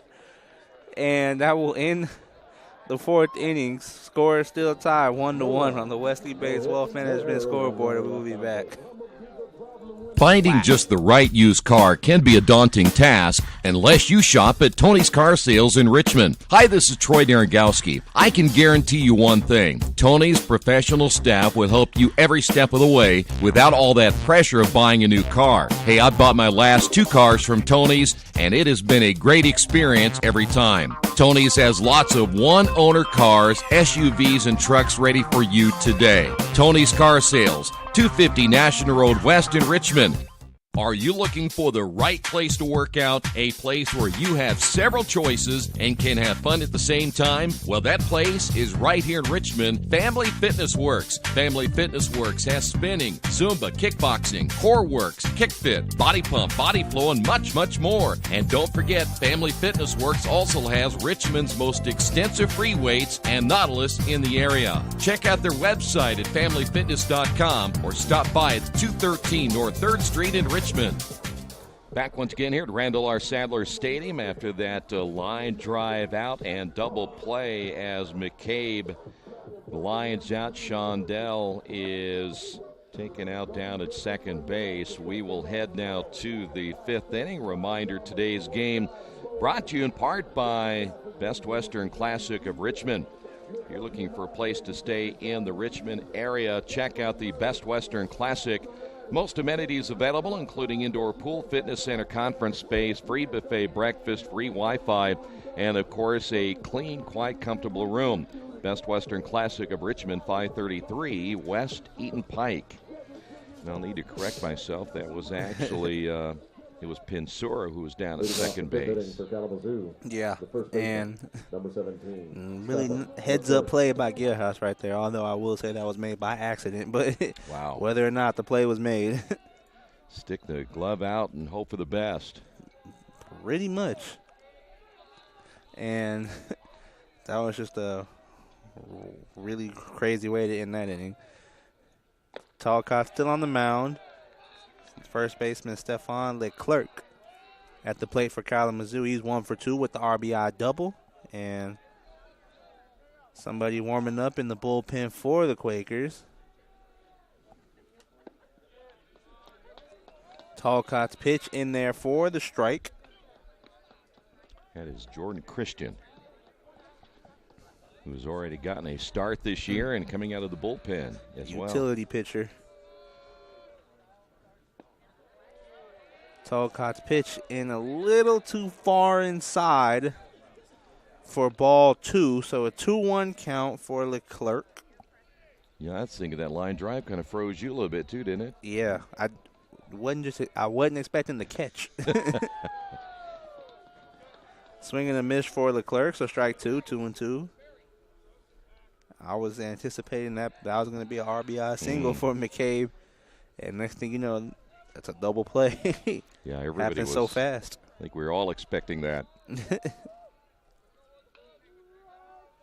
Talcott's pitch. Leclerc fouls it off to stay alive. Still a 2-2 count. You know, if you think about it, where Gilhouse, you're right, he probably just instinctively put the glove out because that thing's coming back so fast. You don't even see it. No. You're more in a self-defense mode. Just hoping it doesn't hurt. It's one of those rare times that you just put the glove in the right place. Yeah.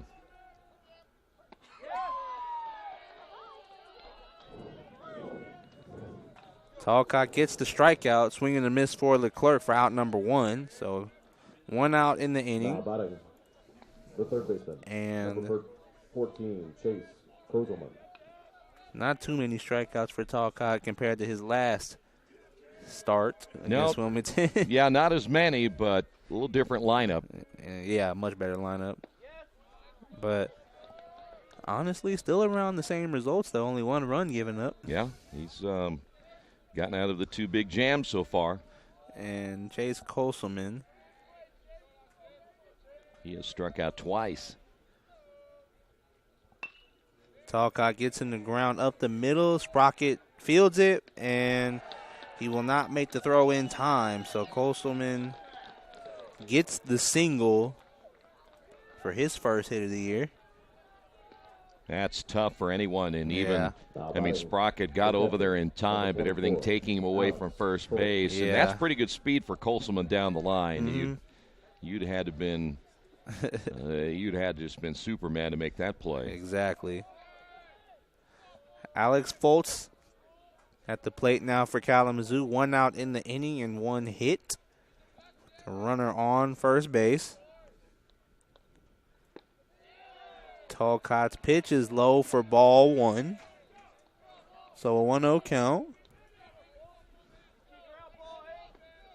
And again, that is Kalamazoo's 6th hit of the ball game, but they've only got 1 run off of it. Foul ball from Foltz for strike 1. So 1-1 count, 1 out in the inning. You're talking about Walter, 6 strikeouts in 4 1/3 innings.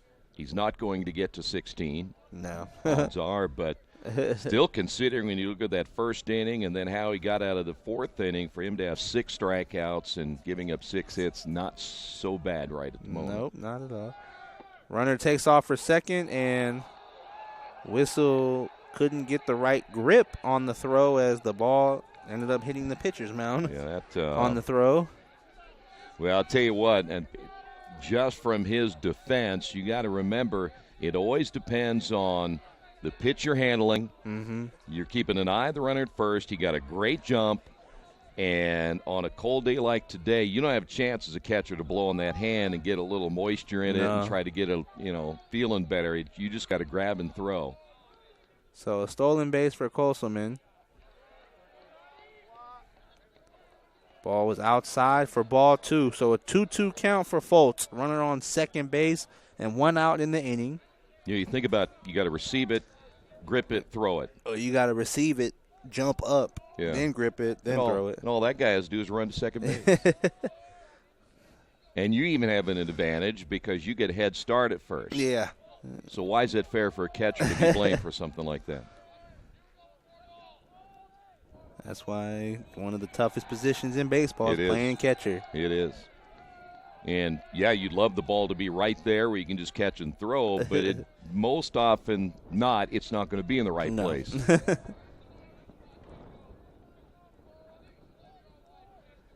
2-2 count for Foltz. 1 out in the inning and a runner on second.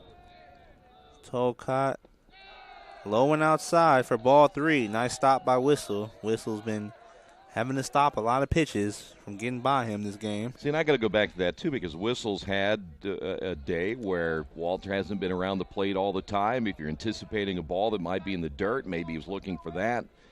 See, I'm defending the catcher here today. Full count for Foltz. And inches. Talcott's pitch home will be outside for ball 4. So Foltz draws the walk, and now runners on first and second with 1 out in the inning. And the right fielder, Noah Hecht, will step up to the plate. The right fielder, and number 22, Coach Noah Hecht, going to the mound. Well, he was looking in the bullpen to see if Jordan might be ready. And he's been down there for a little bit. And I think they're going to make a move. They pointed to him, and this will be the end of the day for Talcott.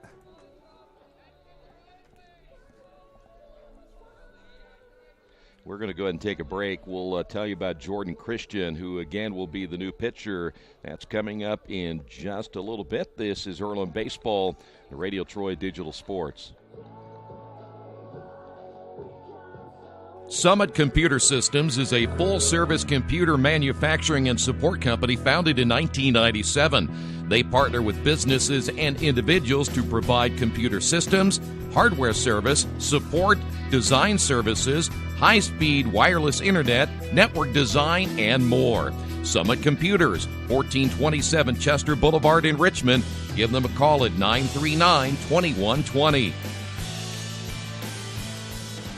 For over a century, Richmond Power & Light has been providing safe, reliable energy to the citizens and businesses of Richmond and the surrounding area. Through their dedicated and talented employees, they are advancing their tradition of exceptional service through new technology, training, and efficiency in everything they do. Richmond Power & Light provides reliable, low-cost energy and technology services in a customer-focused, environmentally responsible, safety-conscious manner. Richmond Power & Light. Together we make powerful partners.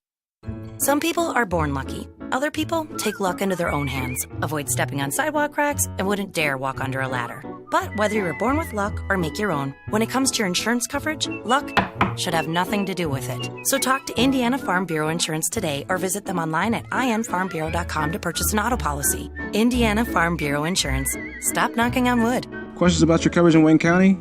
Call 765-962-9548 and ask for me, Kevin Shearer. Since 1994, Beach Automotive has provided motorists in the Richmond area with comprehensive auto repair services that include car and truck care, alignment, brakes, tires, engine, transmission, and more.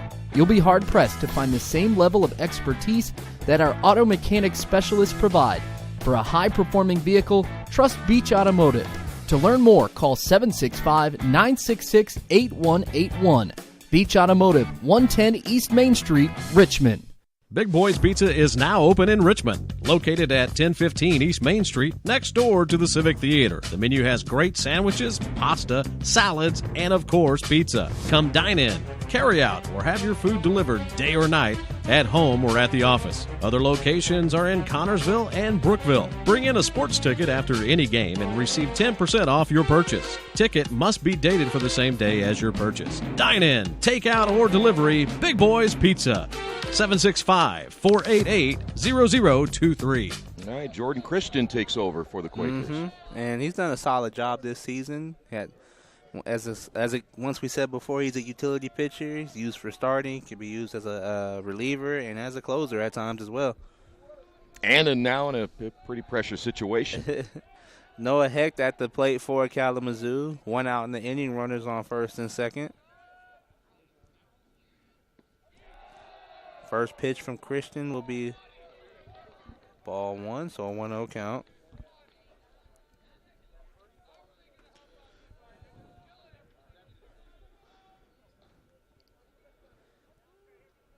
Fulch drew the walk in the last at-bat from Talcott.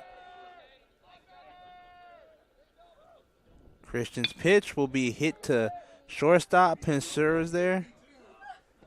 Rocket's throw ends up getting past Hatfield at first base, and that will bring in Coleman for the run and the lead. Well, that's the second error of the ball game now. Yep, and that led to a run, and Kalamazoo grabs the lead. And if Sprocket just couldn't get turned around to see where he was throwing at that one, and the ball gets by Hatfield, and nice heads-up awareness from Coleman to cross the plate. Well, you come off that bag that way, and you're turning back to your left, and just made a bad throw. Christian starts off the at-bat with the 0-1 count on Brendan Gosselin. Yeah, I would venture to say if Earlham wins this game, they're going to feel pretty fortunate. Yes, by the way they're playing. Yeah.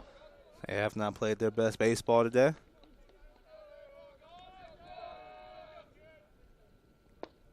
Ball 2. No, I'm sorry, 1-1 count.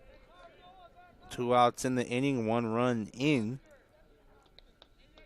Off, well, did they rule that a Sprocket error?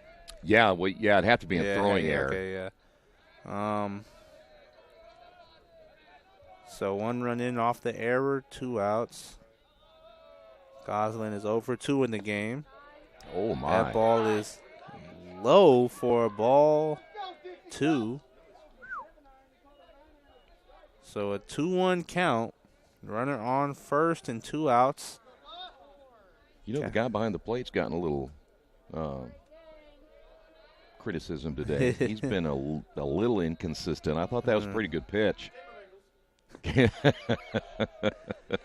I think we can always count on umpires to get criticized. Well, I support him wholeheartedly. That one's just a little bit off. You know, them and catchers have the toughest job of anybody. Yeah. It's a 3-1 count for Gosselin. That ball is low, so he does draw the walk. So now runners on first and second with 2 outs in the inning. And that will bring up left fielder number 23, Blake Bean. Boy, sometimes just getting that third out, so yeah, tough. It's so tough. Well, there's a certain energy right now here for Kalamazoo. They, again, with just the chance to play today, it's been a huge difference for them. They wanted to get out and get on an actual diamond and play.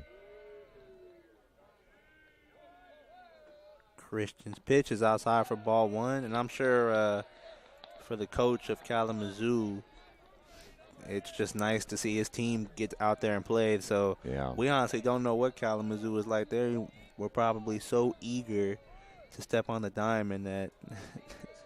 Well, and you can tell. I mean, they every time something happens, they're yelping. That pitch is in there for a strike, so a 1-1 count on Bean. Well, and for them, you haven't seen live pitching yet. And if you're throwing indoors, let's face it, that's nothing. That's nothing. You're under those lights, and it's just different. And most likely you're doing soft toss for batting and off the tee. Yeah. Odds are you're not hitting live pitching inside. You know, Jordan, he's been around here for the 3 years now and inheriting the base runners here at this point. Of course, the 2 on base are essentially his, but a little different situation. He got the start the last time. This could be tough. Rounder to Hatfield by Bean, and he ends up beating the throw out for out number 3. One error, so 2 runners left on base. Kalamazoo gets a run off an error from Earlham to take the lead 2-1 on the Wesley Baseball Management scoreboard. We will be right back. Best One Tire and Service has been committed to our partners since 1948. With more than 250 locations in 26 states, Best One puts over 1 million tires on the road every year. Superior tires, expert service, competitive prices. Best One Tire and Service, where the best costs less. Hi, I'm Roger Clark with Best One of Richmond. Because Best One is one of Bridgestone's largest retailers, we offer exclusive Bridgestone savings. Visit us in Richmond to save on Bridgestone tires today.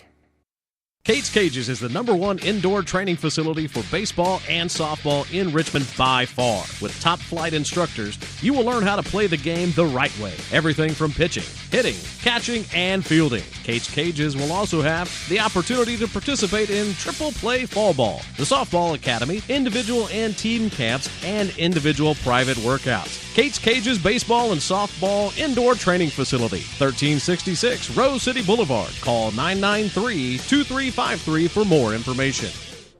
Earlham Baseball being brought to you today by your Richmond area Subways. Each day of the week, you can get a different 6-inch sub with artificial flavors or colors, only $3.50. Every Monday, you okay?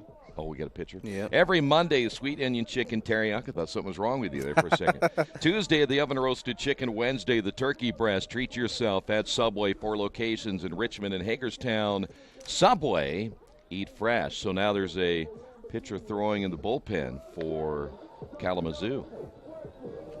I'll have to figure out who he is here in a second. Yeah, I can't see his number. It's too far.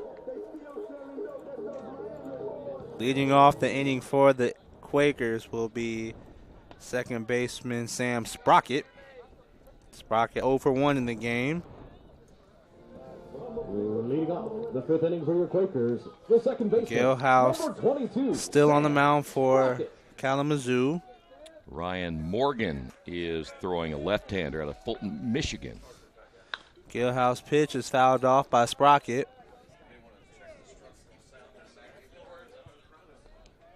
Oh, 1 count. And again, Kalamazoo took the lead last inning off a error from Earlham on a double play. Gilhouse pitches outside for ball 1. 1-1 count.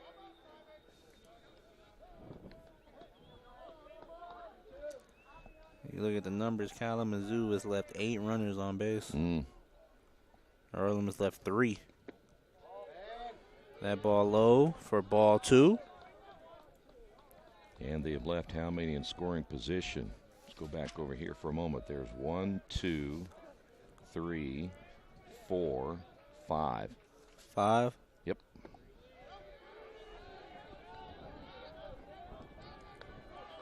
Ball 3 for Sprocket. So it'd be a really good jump for Earlham if they can get the leadoff hitter on base.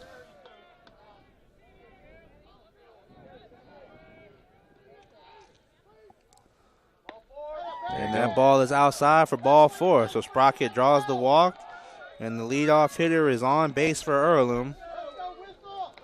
And now coming up to the plate will be number 36, the catcher, Cameron Whistle. Number 36, Cameron Whistle. That is now the 1, 2, 3, 4th walk in the last 2 innings plus. So I think Gilhouse will be seeing last of him later. And then we got a hit and run on, and it's a fouled off by Whistle. So Sprocket's got to head back to first. Yeah, I know that Whistle wants to protect his base runner, but that was a great jump by Sprocket. Yes. They had no idea he was taking off.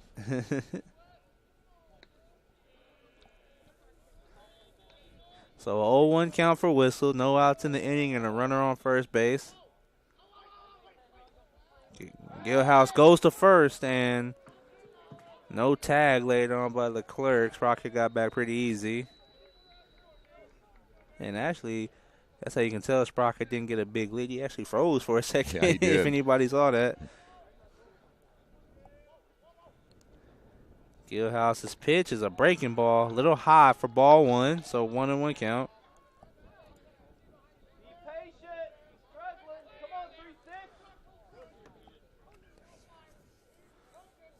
1-1 count, no outs in the inning. Whistle. Oh. If he has a bigger lead, he's getting caught. He's froze twice. Well, that throws on the mark. Yeah.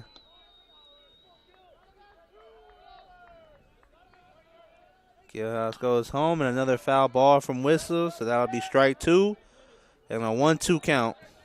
Well, last time that the Quakers got run out of the inning essentially back in that first inning. But, yeah, you can take that in the first. You start getting 5, 6, 7, you're kind of iffy. Yeah. You get late, that's a no-no. So, especially in a 2-1 ball game. Exactly. You need everybody on base as possible because runs are hard to come by in this game. Gilhouse's pitch will be outside, but Whistle chases for strike 3. So that will be out number 1 for Earlham. And Isaiah Shake will step back up to the plate for the Quakers. You know, sometimes a hitter, you just get so anxious you want to make a play. Yeah. And he knew he swung at a bad pitch. So 1 out in the inning, runner on first base, and center fielder Isaiah Shake at the plate. Ooh.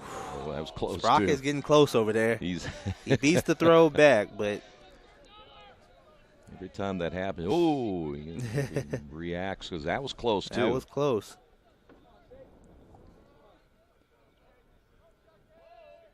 Gilhouse's pitch nearly hit Shake for ball 1, so 1-0 count. I believe the thought process would be here for Gilhouse. They'd love to get him through this 5th inning and then set him down. Yeah. Get a quality start.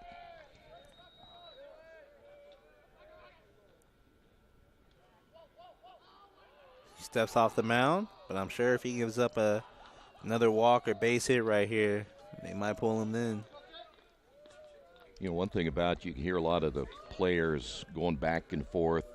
You'd have to have really, good concentration not to let that bother after a while. Yeah. That, and just like, I'm sure that can get very annoying after a while. Yeah, and if you're down there, of course, baseball players have a tendency to be real, kind of smart alecks. Yeah. And they say some stuff that you're just like, and they're actually kind of funny most of the time. Ooh. A little high right there for ball 3, so a 3-0 count for Shake.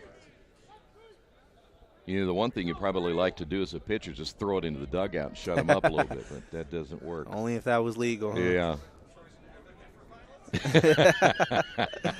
That ball in there for strike 1. So a 3-1 count for Shake, 1 out in the inning. I can tell you this, if Brian Cox were at first base and the ball was hit back to me and he's running to second, I'd plunk him all the way, just halfway between first and second. I wouldn't care about the out. Yeah. Sprocket takes off for second, Nope. and Foltz that ball is in there for ball 4, so he had the base anyway. So Isaiah Shake takes first off the walk. And number 31, the designated hitter, Addison Robertson, will step up to the plate. He's the designated hitter. base hit last time, which drove in the RBI. Robertson. And time for Kalamazoo, and we'll see if this is the last of Gilhouse. Well, I was watching Gilhouse's reaction when he saw the coach coming his way. He's coming out. But he's a competitor. He wants to stay in the ball game. But at this stage, you're looking for the win more than you are the one accomplishment, but I thought he pitched well. So we're going to take a quick break. And new pitcher coming in. We'll tell you about the new pitcher coming up in just a moment. Quakers down in this one, 2-1. Wish me luck, wish me luck. We've all said it. Thing is, life doesn't run on luck. For most people, it takes careful planning. A lot more than, say, crossing your fingers or toes. So talk to Indiana Farm Bureau Insurance. Because as your life changes, your life insurance coverage should do the same. And when it comes to your coverage, luck should have nothing to do with it. Indiana Farm Bureau Insurance. Stop knocking on wood. Questions about your coverage in Wayne County? Call 765-962-9548 and ask for me, Kevin Shearer.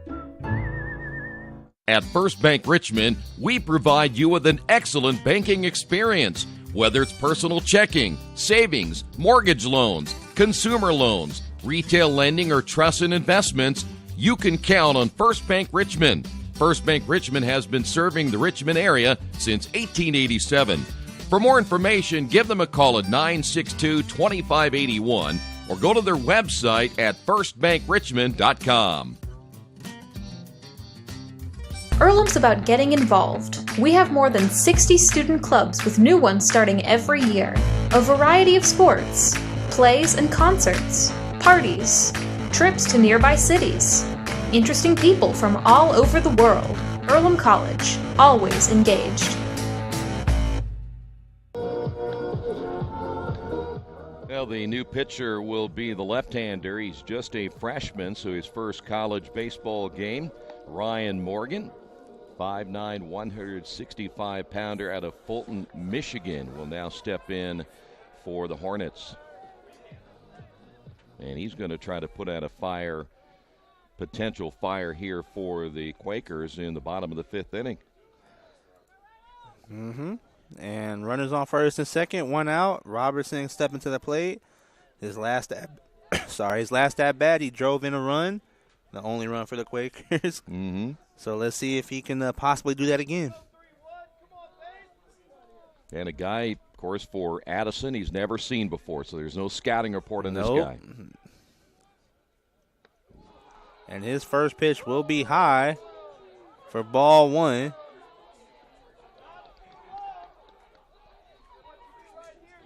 Alan, you would imagine for Morgan, there's some nerves. His first time out. Of course, always.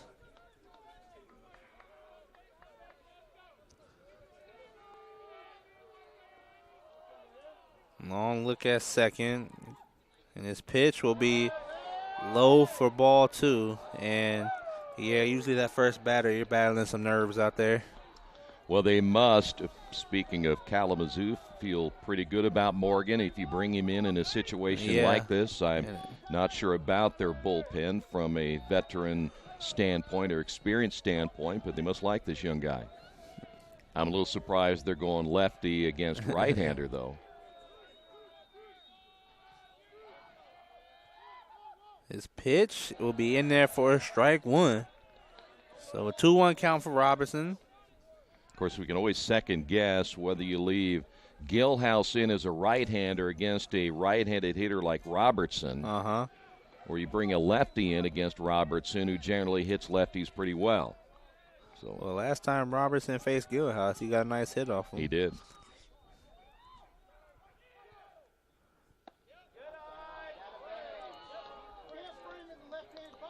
That ball in there for ball 3. So 3-1 count for Robertson. Runners on first and second. 1 out in the inning. Chance to find a good pitch you like right here. Drive it.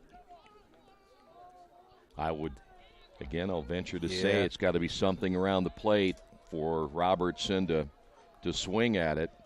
And out of the 4 pitches we have seen, only 1 has made it across. Foul tip. So it's full count. Well, that was a good pitch, and that was a good pitch to hit. Because if you look at where he was going, he was trying to hit it to right field, going away with the pitch. And as a right-handed hitter, you get such a better look from a left-handed. The way the ball comes out, you can see it a little bit better. Yep. So full count, runners on first and second. And Robertson, by the way, opened that stance a little bit. He didn't have an open stance like some other players have had that have been here. Kendall Baker comes to mind. He had a really open stance from the left side. In fact, he's even shortened it up a little bit. He's not quite as wide.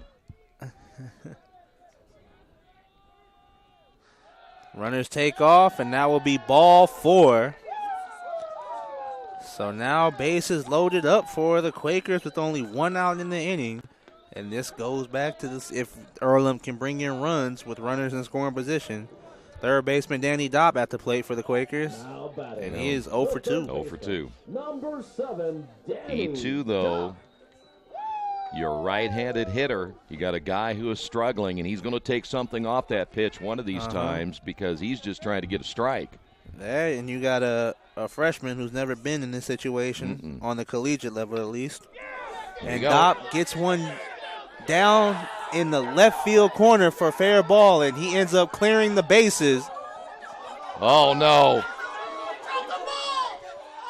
Oh, my. Robertson ended up falling down, and the relay guy dropped the baseball. Wiley couldn't hold on to it. So Danny Dopp gets a 3 RBI double, and Robertson ends up falling and still is able to get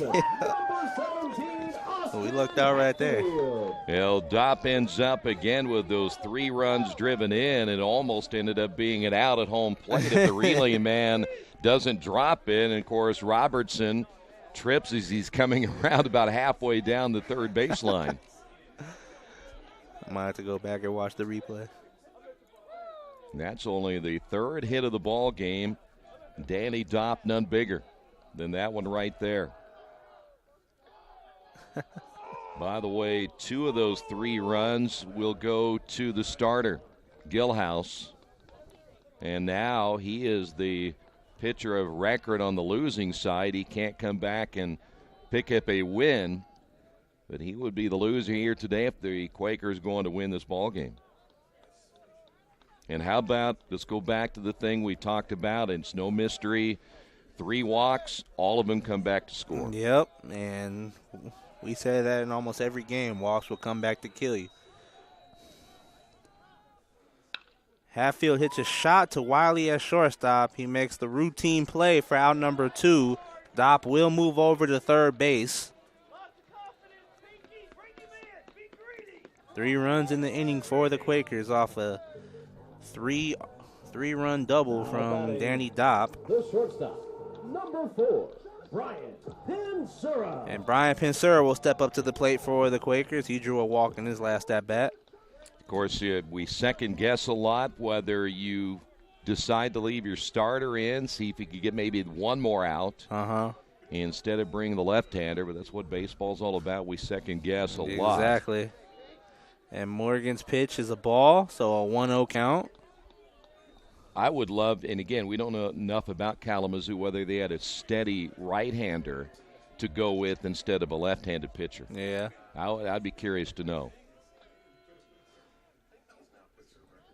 Ball low in the turf for ball 2. I don't know. I feel like I might have let Gilhouse see if he could finish this inning.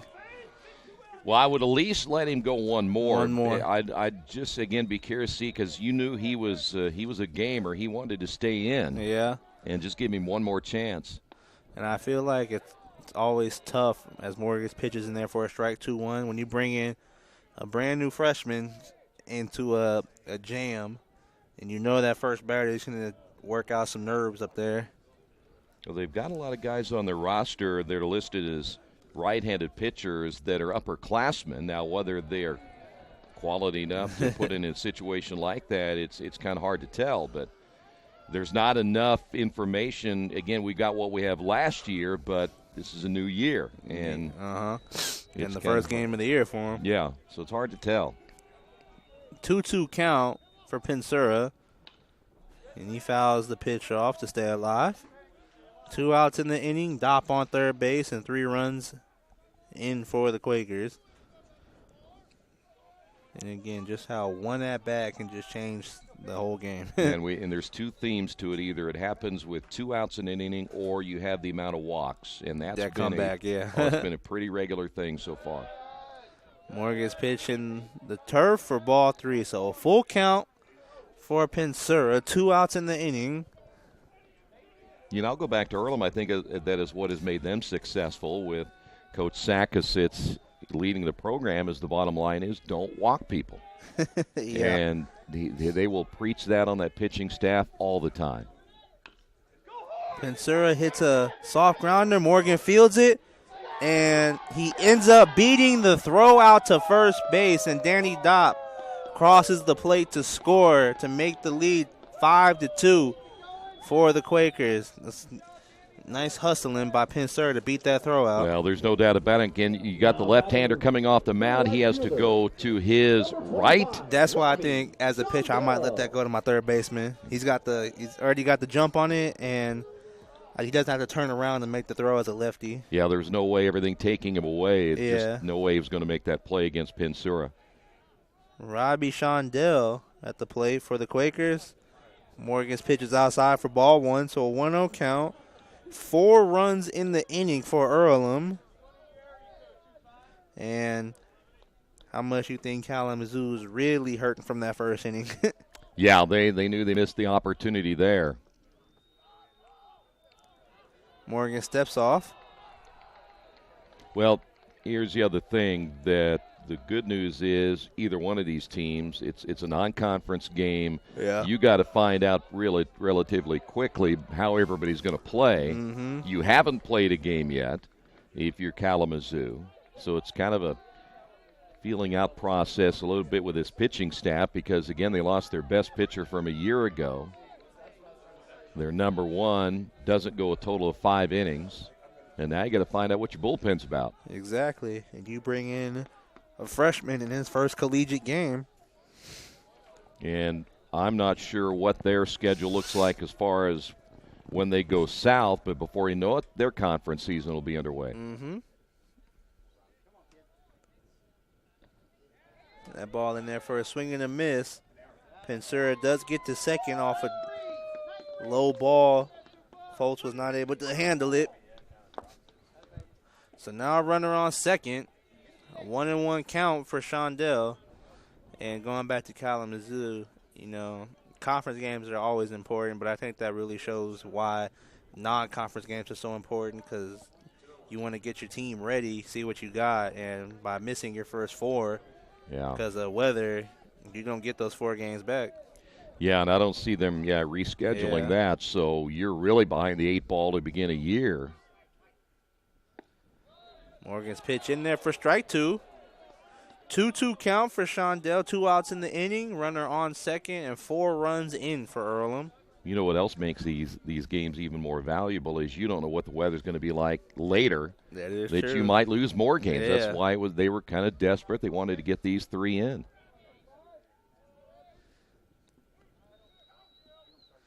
Because, I mean, even Earlham, they played 5 games coming into today, but they lost 2 games themselves. Well, and you're not guaranteed. You could get down to Florida and it could rain all 4 days. That is true. And so you make a trip and sit on the beach a little bit and come back, play no games. I mean, it's a gamble you really need to try to take. And I mean, I don't know if you hear any complaints from the players No. on that perspective. No. But ball 4, Shondell draws the walk. And how long do you let the freshman go before you start warming somebody up? well, they just now got a guy up, and so he's at least going to go 1 more, and you're now looking at the 9th hitter of the inning. But you know what about the 2 guys down there? Neither one of those guys are pitchers. Both are catchers. Yeah. So they don't even have a guy warming up. Cameron McCabe at the plate for the Quakers. Runners on first and second. Still 2 outs in the inning. Breaking ball was high for ball 1. And, you know, as a catcher, Fultz, the senior, he's trying everything he can to frame those to try to give his pitcher a chance here. And if I'm Fultz, after a pitch or 2, I'd go up and talk to my freshman. Now they got somebody warming up. Yeah, I'm a little surprised he hadn't gone out there yet. Just give him a little time. Yeah, let him calm himself down. You know, as a freshman in your first game, he has nerves. Well, and the other thing is you got to buy that pitcher in the bullpen a little bit of time here. There's that, and as a freshman coming in your first collegiate game, man, it clearly has not gone the way that he has wanted it to, so you know he's probably pressing in his head a little bit. Yeah. Runners take off. Fultz with the throw down to third base. Pensura beats it out, so runners steal third and second base. And now with 2 outs still in the inning, a 1-1 count for McKay. Runners now in scoring position for Earlham to add on to the lead. Well, Pensura really got the better of the jump of the 2 base runners. And they're going to check out Pensura. I don't know if he hurt his back sliding into third, but Coach Sack is going to go down and check him out. And, again, Earlham has already had their share of injuries here at the beginning of the year. The last thing they need is to lose another player. Mark Jandro hasn't played yet. We saw, of course, Danny Dopp. He had the injury to his elbow at one point. Now, sliding on this turf is a little bit different. And, of course, now they practice on this, so they're kind of used to it. But I think he got a late slide, and once he hit the turf, must hurt his back, but apparently he's going to be okay, which is good news. Now, it is his back, and it's on his left side.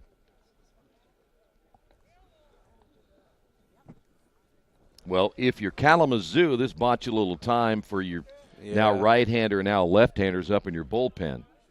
Still not so sure that maybe Fultz shouldn't have gone out and maybe talked to Morgan a little bit. Yeah, and it's always nice from a freshman to hear from the senior, just a vote of confidence. Yeah, base hit right here potentially will score 2 more. Yeah, and just open this game up wide. Morgan's pitch will be low for ball 2. Nice block by Fultz. So a 2-2 count. 2 outs in the inning. Runners on third and second.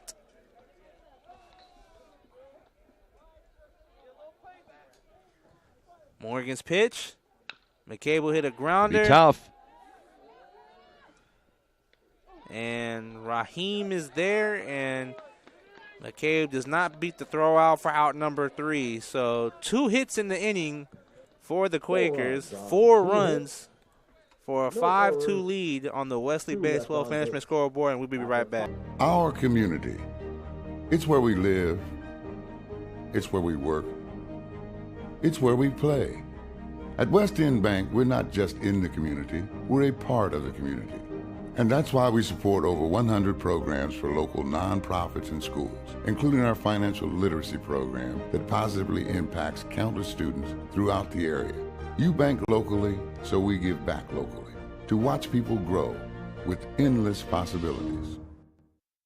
Georgia Direct is your one-stop source for floor coverings and decorating ideas for remodeling a home, office, kitchen, or bathroom. Their showroom offers quality products from Mohawk, Shaw, Armstrong, Craft-Made, and many more. They proudly offer Richmond the best quality and variety of home design solutions at competitive prices. At Georgia Direct, their goal is to deliver an outstanding customer experience from selection through installation. Georgia Direct Carpets and Cabinets, 5200 National Road East, Richmond.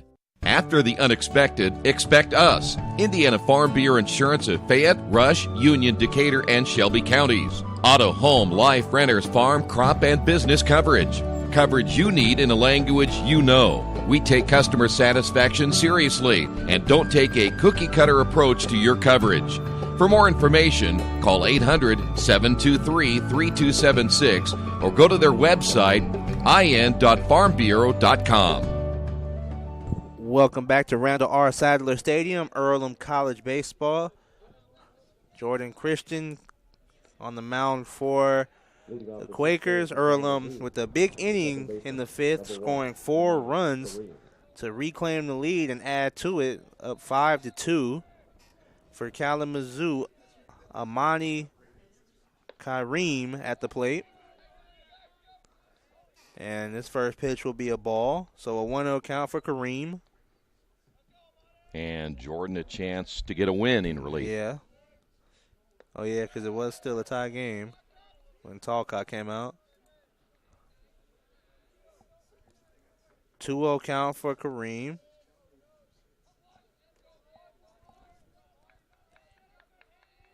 Christian's pitch will be in there for a strike. 2-1. Kareem is 1-2 in the game. His last at bat, he had a single up the middle. He fouls it off down the right field line, out of play for strike 2. 2-2 count. By the way, if you are going to Florida, they played 1:30 on Tuesday against Kenyon. So I don't know if you're going or not. But nah, I won't be there. Now, if they pay for my trip, I'll be out there. Right on the bus? Think they'd take you? I don't know. I mean, you could ask. I could ask, but I might not make it back with them. Well, they might leave you there? I don't know. I might leave them there. Yeah, I was going to say, I'm not coming back. I might enjoy the weather too much down there. No. Ball hit over Christian's head, and Kareem beats the throw out from Pensura. And once it got over Christian's head, I kind of anticipated he was going to beat that throw out. He's fast. Well, I still like the idea. You know, Jordan could have reached up, tried. But how many times did we see in that series against Wilmington where the Earlham pitchers they'd bounce off their gloves and they would just throw them off? And who was the main culprit? It was Talcott. Yeah. And it was probably going to be a closer play there than trying to make the play yourself. But once it got over his head, I anticipated Kareem was going to beat that throw out. At the plate for Kalamazoo, a center fielder, 34, is Zach Brystash. So no outs, runner on first base for Kalamazoo. And with Kareem's speed, I anticipate some stolen bases from him. Ball in there for a strike for Christian, 1-1 count. Well, that depends on how eager or enthusiastic your coaching staff is. True. When you're down by 3, Earlham still has yet plenty to come with their bullpen, so.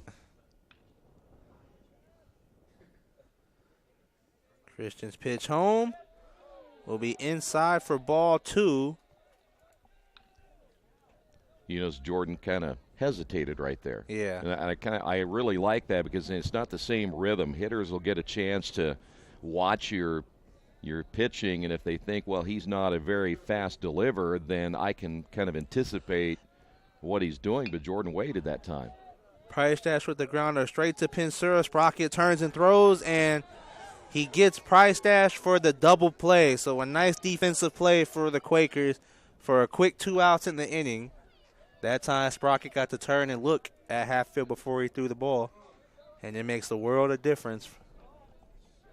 Yeah, that's not an easy play, knowing that runner is coming at you the way he does. And, of course, you know the rule is now you got to get down, get out of the way and such. But to make that turn, but the one thing about if it were on grass, it might have been a tougher play. Exactly, that turf really helped out. Well, on grass, it usually slows the baseball down a tad bit. Yeah, and then there's no way you can make that turn that quick. No. You might get the force out, but you're certainly not going to make the throw to first in time. Jordan Wiley at the plate for Kalamazoo. He shows bunt, ends up fouling it off for strike one, so a 1-1 count. And going back, I think that's another reason why I might have tried Kareem on a steal, because one, I don't think they'd catch him. I think he's fast enough to beat the throws out, but he also down 3, can't really afford a double play, and I would try to avoid that by having him steal. And you made a good point because Whistle had a difficult time throwing down to second earlier. And Kareem has got some wheels on him, so I would test Whistle's arm with Kareem, and again, to try to avoid the double play when we're down by 3. The other option could have been if Price Dash, if you have the hit and run going too. That too, yeah. If you don't go straight steal, at least try to maybe hit and run right there. You might have had the runner at second. Mm-hmm. Ouch. Christian hits Wiley in the back off a breaking ball that got away from him. So Wiley is on base for the 3rd time today. He's 2 for 3 at the plate and hit by pitch now. So Wiley on base with 2 outs. Stephon Leclerc will step up to the plate for Kalamazoo. Well, now I anticipate him stealing. I was going to say, now if you want to get things rolling, this is probably the guy to go with. Because you know as well as I do, unless they have a big inning, Wiley's going to really get one more at bat. Maybe. That's going to be it. That ball is off Whistle's glove, so Wiley easily gets to second. I think everybody stopped for a second if they didn't know if it hit off Leclerc. Yeah, that ball was that certainly was at the feet of the hitter, so you'd have to consider that a wild pitch. But it was a nice job by Leclerc realizing it wasn't off of him. Oh, that was in his feet.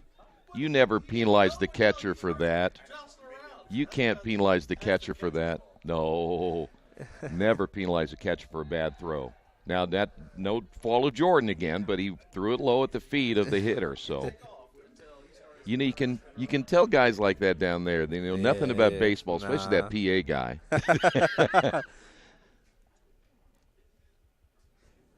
He's an anti-umpire, right? What do you call him? Leclerc fouls it off.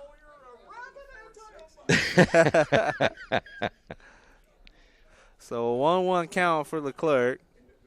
I always give the benefit to the catcher because he's got a tough job to do back there. Exactly. And in the overall scheme of things, will it really matter? No.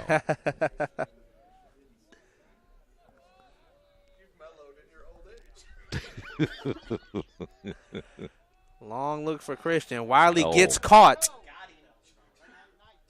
Good job. Great play by Jordan. And they end up getting him. That was a great play. Very great play by Christian. Deja vu from the first inning. So no runs for Kalamazoo. Earlham still leads 5-2 going into the bottom of the 6th on the Wesley Bates Wealth Management scoreboard. We'll be right back. Hey, this is Steve, and out at Jiffy Lube the other day, a customer came in and said, Steve, this was my 100th oil change on this car, and you've done them all. Hi, my name is George Farrell, and I've been coming to Jiffy Lube for over 14 years. I recently just had my 100th oil change. I'd like to thank Steve Funkhauser and his staff for the great service that they've provided me over the years. Thank you to all, and I would recommend anyone to come to Jiffy Lube to get their car serviced. Jiffy Lube, #1 in customer satisfaction for a reason.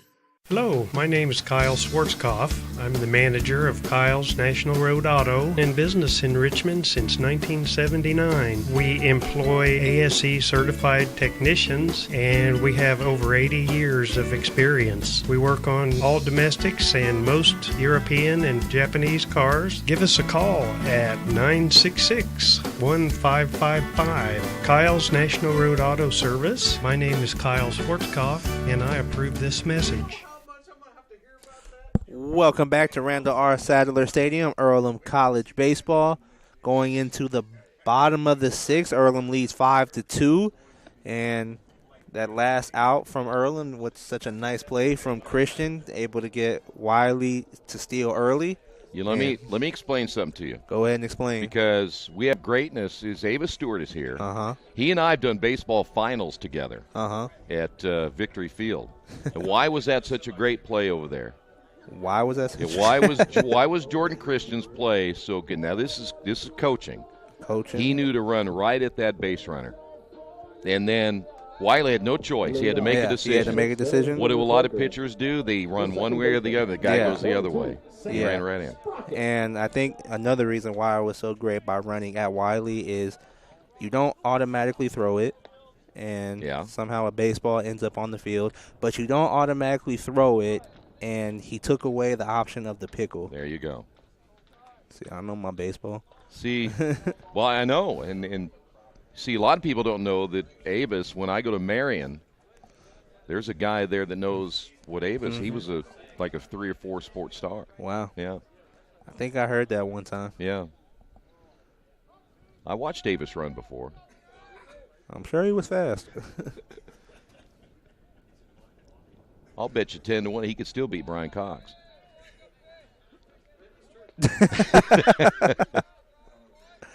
Sprocket at the plate for the Quakers. You know the thing that upsets me the most is that Brian was being told about something. Avis told him the truth. And he's down there moaning and groaning about my greatness.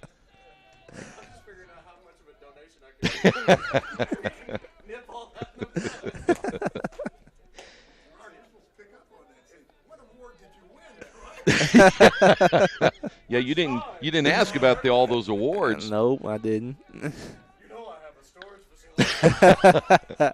Sprocket hits a high pop fly, and Wiley will make the grab for out number 1. That ball was high. It was. I'm not going to go on with this much longer, but I've taken all those awards, and they're in a closet at home. I've just packed them up in a box because my reward in awards are being with you guys.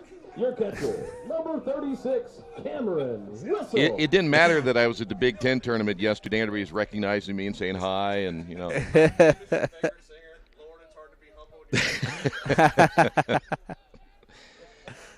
Cameron Whistle at the plate for Earlham. 1-0 count. Arby's. It feels like an Arby's night.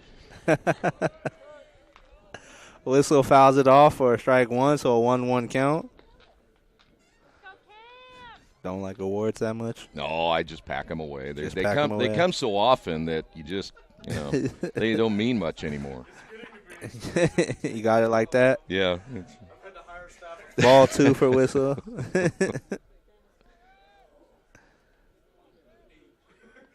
The envy going on in here from some people is just incredible.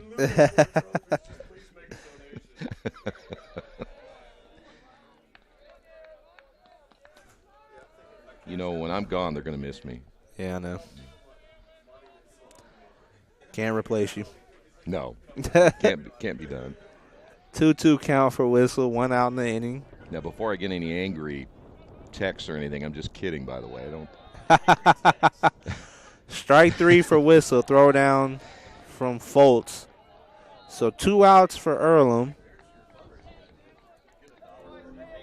And Isaiah Shake will step up.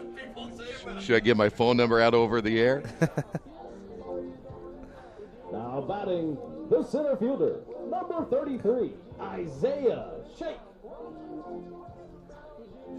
Shake is 1 for 2 in today's game. He has drawn a couple walks.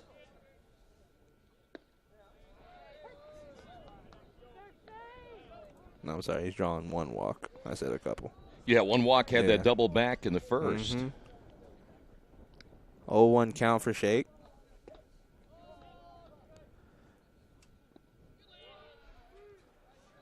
Down low in the turf for ball one, so a 1-1 count, 2 outs in the inning. I was going to just say, hasn't warmed up yet. Just in case you're wondering, I still see his breath too. So I don't know when that 50 is going to happen. But I doubt it. No, it's not going to happen in this game. Nope. Let's just get the game. Let's beat the rain.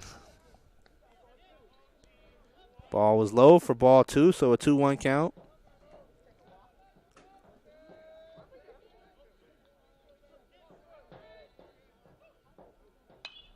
Foul ball from Isaiah, so a 2-2 count, 2 outs in the inning. No hits, no runs. Earlham still up 3.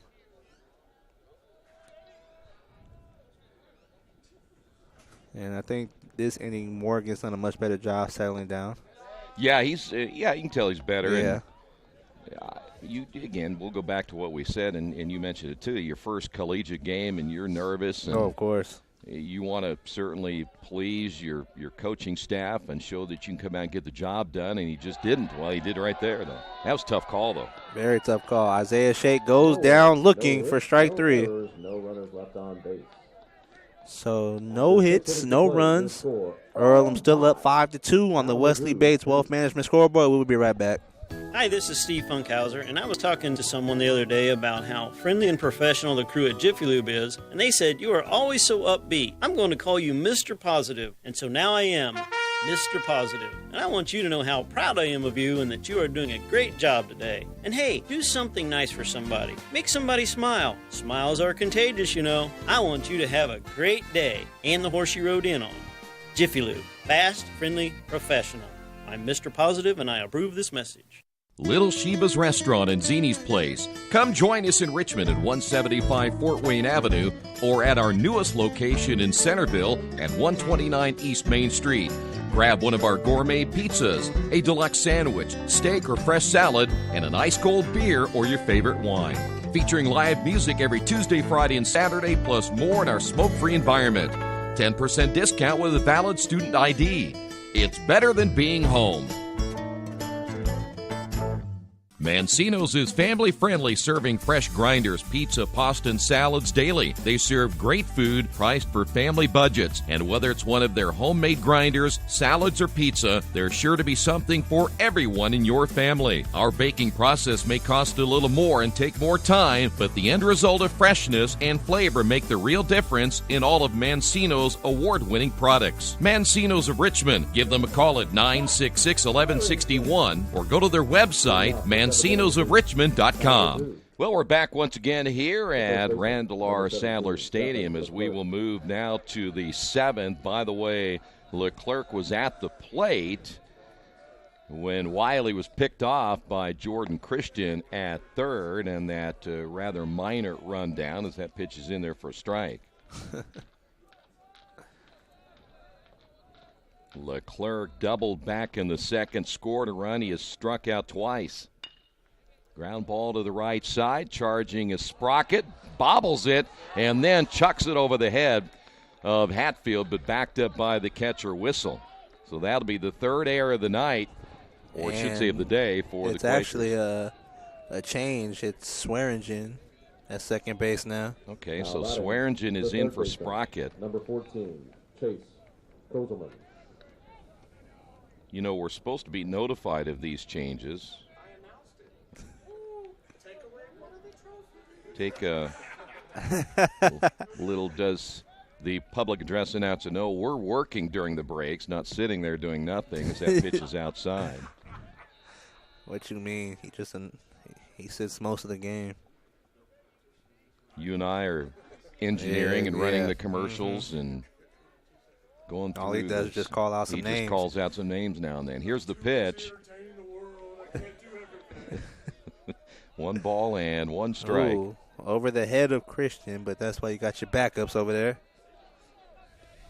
That, again, is the third error by Earlham here today. And they've had problems with errors this year so far. Yeah, they've come in. And by the way, this one, it's the That'll be 10 errors on the season. Runner takes off, and that one's hit out of play. Kosselman, 1 ball, 2 strikes, struck at his first 2 times up, singled back in the 5th inning. He stole a base and scored a run. And that's where we stand at 5-2 as we play here in the top of the 7th inning. Jordan will come set. And the pitch on the way. That one bounces to the outside, and the runner takes off, and that'll be a wild pitch. Yeah, because that one took a, it turned back. So 2 balls and 2 strikes. I was noticing Jordan that time still has that high leg kick with a runner on base, so pitchers don't generally go that high with a leg kick because of perhaps giving up a steal at first or second. A lot of them have that slide. Yeah. Tapped back to Jordan. He'll take a look, throw on to first, and get the out there. So with 1 away, that'll bring up Fultz, the catcher. Now batting. Fultz has walked twice. Number 24, Alex Fultz. Don't forget, tomorrow, 10 o'clock is game time for the first game. It'll be a doubleheader. Had another pitcher warming up for Earlham.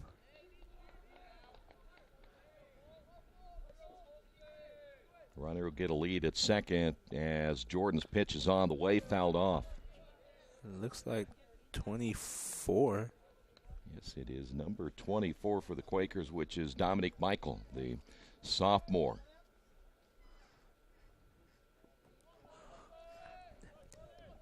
So Fultz down in the count at 0 balls and a strike as Jordan not even look back at second. Ground ball to the shortstop, Pinsura. The throw to first, and there's 2 away as Leclerc will advance on to third. Nice play by Pinsura right there. Now batting the right fielder, number 22. Well, for Jordan, Noah. we think it's simple, I guess. We're sitting up here, but he's been around long enough to know he worked on the hitter. Guy at third isn't really making no difference right now. Nope. And if you're the Quakers, if you need to bring Dominic in, you have a change of pace, you still have Spencer Owen as your closer.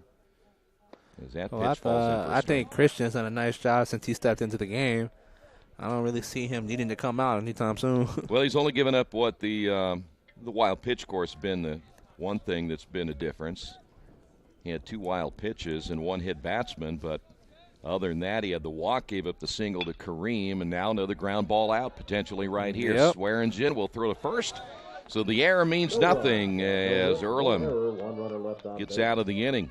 We will head to the bottom half of inning number 7 on the Wesley Bates Wealth Management scoreboard. Quakers on top of this one, 5-2.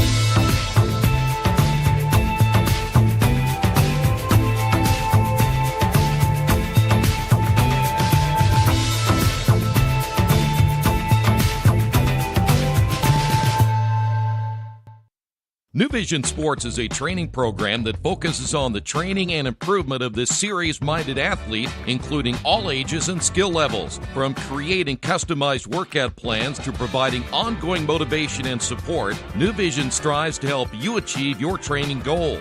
Their trainers use a variety of effective workout plans based on your specific goals. New Vision Sports, 977-5831, or go to their website, newvisionsports.com. That's New Vision Sports with a Z.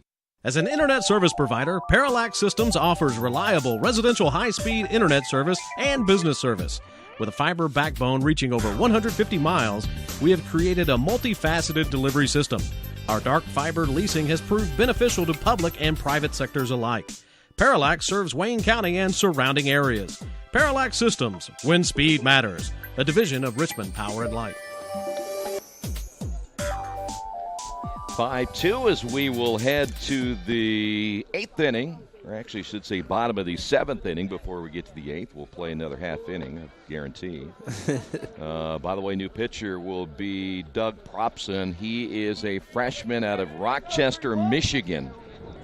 So they have now gone with 2 freshmen. He's a right-hander. And as you would guess, with their first game of the year, his first appearance. Addison Robertson, Danny Dopp, and Austin Hatfield. I have a comment to make here in a moment, which is really good news. As Propson set to throw on the pitch, swing and a miss. Good fastball. We have lost the ability to have the public address announcer for the moment. The fans will enjoy the game much more now. Here's the pitch. Fly ball, foul, out of play. You know what would make me even happier? To let everybody know that if he doesn't complete the game, he doesn't get paid for the game either. Robertson walked his last time up. That's a pretty good fastball right there. This young right-hander can bring it a little bit. 1 ball, 2 strikes, 7th inning. Earlham trying to win their 4th in a row. That one in the dirt. Well, with their defense and pitching, he's playing like they have today after the first inning. They're well on their way to. Yeah. No, I'm like you. I'm like all of us are kind of ready for some warm weather. There's a swing and a miss. I'm hoping that tomorrow, even though it may be a little bit cloudy, and that we finally get to warm up a little bit. I think all the players eventually deserve some warm weather. Well, if not, then I'm willing to bet they'll get it in Florida. Yeah. I had thoughts of going, but it just didn't work out. I was going to fly out on Monday. I actually was. I had a reservation ready to go, but with one of the high school basketball teams still playing in the regional, if I end up going to the semi-state next week, I'd have to be here for that. But I had a place to stay and everything. Here's the 1-0, swing and a miss. Well, right now, Propson looking good early. Danny flew out twice. He doubled and scored in the 5th inning. He's driven in 3 of the 5 runs. Part of that 3-run double in the 5th. The pitch. Hit well into left field. Coming on is Bean on the run. Makes the catch, 2 away. Propson coming in, doing a very nice job. Getting early strikes. You know, he's 155 pounds, and yet, do you hear his fastball? Nope. I mean, he's popping. Yeah. He had that one against Robertson that you could hear all over the ballpark. I guess in baseball, I don't know how much weight plays a factor. You know what? Usually I think the bigger you are, the harder you can throw, but this guy, 155, brings it over the top pretty well. Some guys have been gifted great arms. Yeah. Well, and you think about a guy like Propson, I don't know anything about his background, but probably at 5'10", 155, didn't get many looks other than maybe a D3. Probably not. But look at that fastball. It's yeah, pretty good. It's a nice fastball. I mean, he's in the mid-80s. Maybe mid to lower 80s. 1 ball, 1 strike to Hatfield. And now you got to change up because everybody else has been throwing so slow, and he comes with more heat. And he's hitting his targets, too. 1 ball, 2 strikes. Hatfield struck out back in the 2nd. He has flown out in the 4th and grounded out in the 5th. He's 0 for 3. Here's the wind and the 1-2 pitch. Chopper toward the 3rd baseman. Throw to first. A low throw, and Leclerc cannot dig it out. That'll be an error on Kulselman, the 3rd baseman. So they will pick up their first error of the day. I tell you what, the games we've done at this stadium, we see a lot of balls that are like thrown low in the turf. And that's every team that has been here. Yeah. Well, either one of two things. Either the guys don't have strong enough arm, or number 2, they think I can just hop it over there, which a lot of guys, I think, figure why not. You give that guy at first base a good hop. Here's Pinsura. I think I'd rather have him just throw it in there. Yeah, I would too. 1 ball and no strikes. Pinsura grounding out back in the second inning, walked in the fourth, and then singled in the fifth. A couple of stolen bases for Bryan today. Fastball right down the middle. Boy, now I look back at it, I'm going, okay, maybe we should have brought Propson in that fifth inning. Nothing against the last reliever, but this guy seems to be a little more on the mark here today. Here's your 1-1 pitch on the way. Look out! As that one is hit right off the top of the dugout. That was a close one. You know, high school baseball, they make everybody stay behind the netting and such. You got guys here at Earlham just creeping out there all the time. We're going to get a better look, and there is no protection anywhere from the top to about halfway down. Keep your heads up. I remember last year a ball got hit into the dugout and bounced around back in there and ended up hurting a couple of guys. Oh, wow. The 1-2 pitch, runner takes off, ground ball to the shortstop, Wiley. Strong arm throw to first. He'll get him there, and that'll do it for the Quakers here in the bottom half of the seventh inning. On the Wesley Bates Wealth Management scoreboard, it is Earlham on top of this one, 5-2. This is Earlham Baseball and Radio Troy Digital Sports. At the Reed Orthopedic Center, our physicians and support team devote themselves to helping you return to a healthy and active lifestyle. Our expertise includes shoulder, elbow, foot, ankle, hand, wrist, hip, and knee injuries, as well as pain management and rehabilitation, and school athletic training programs and sports medicine. We are committed to providing you with the best possible orthopedic treatment that we can. To request an appointment at the Reed Orthopedic Center, call 765-935-8905. For over 30 years, Reynolds Plumbing has been keeping the Richmond-Wayne County area running. Whether on commercial properties, restaurants, or residential, they've done quality plumbing, heating, and air work for thousands of customers. In a small town, a company like theirs cannot stay in business for as long as they have without being very good at what they do. It's not just about quality work, it's about customer service. If that's the kind of experience you want on your next plumbing or HVAC job, then Reynolds Plumbing has you covered. Call Reynolds Plumbing today at 966-0994. Well, Jordan Christian back out for another inning of work. He's been solid for the most part here in our first game of three from Earlham College and Randall R. Sadler Stadium. We mentioned again we'll be back here tomorrow. It is another 10 o'clock start time. And as of right now, as we're getting close to 1 o'clock, it appears we're going to beat the rain today, which is good news as well. Here is Gosselin, Bean, and Kareem all due up. Gosselin struck out back in the first, grounded out in the fourth, and walked in the fifth inning, and Jordan's first pitch is outside, ball one.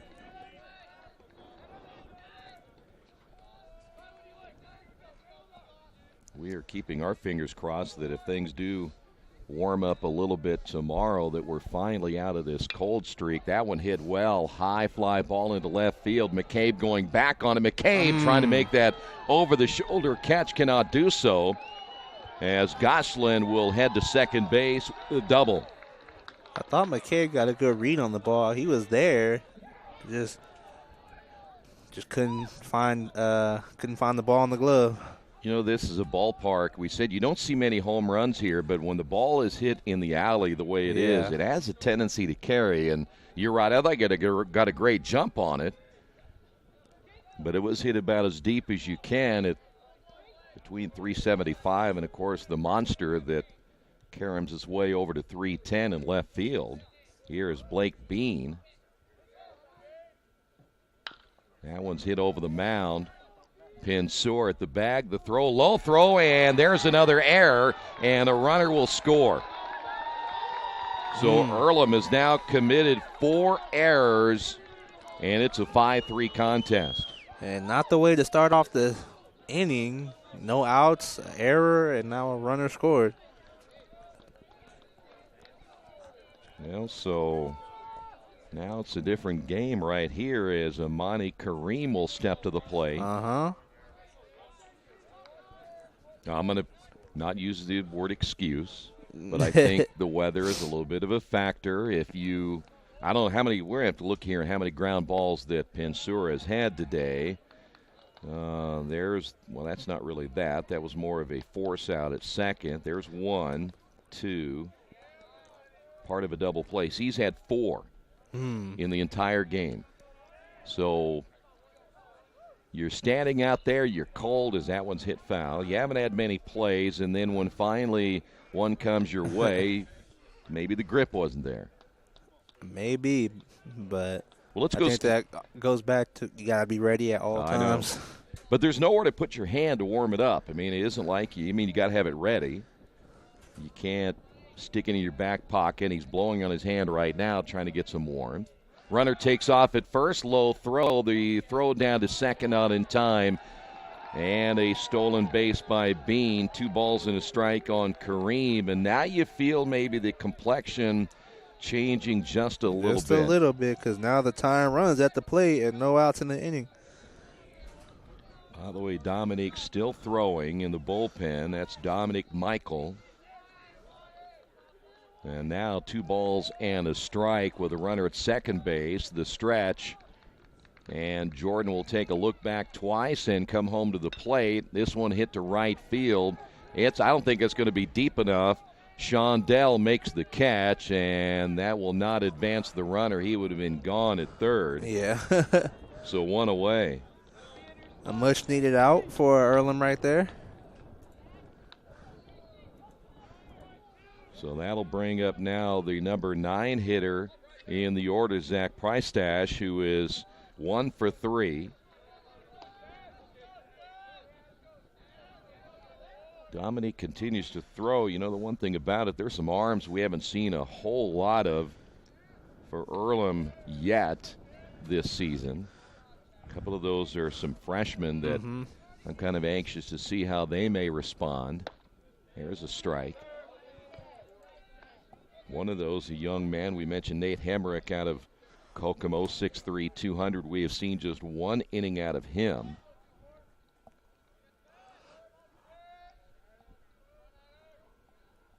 So the Quakers have essentially gone with the ones they know about early.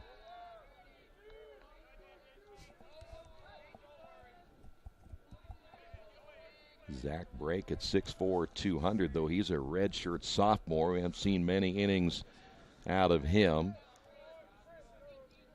Of course, in this system, you really will earn your way to more playing time. Yep.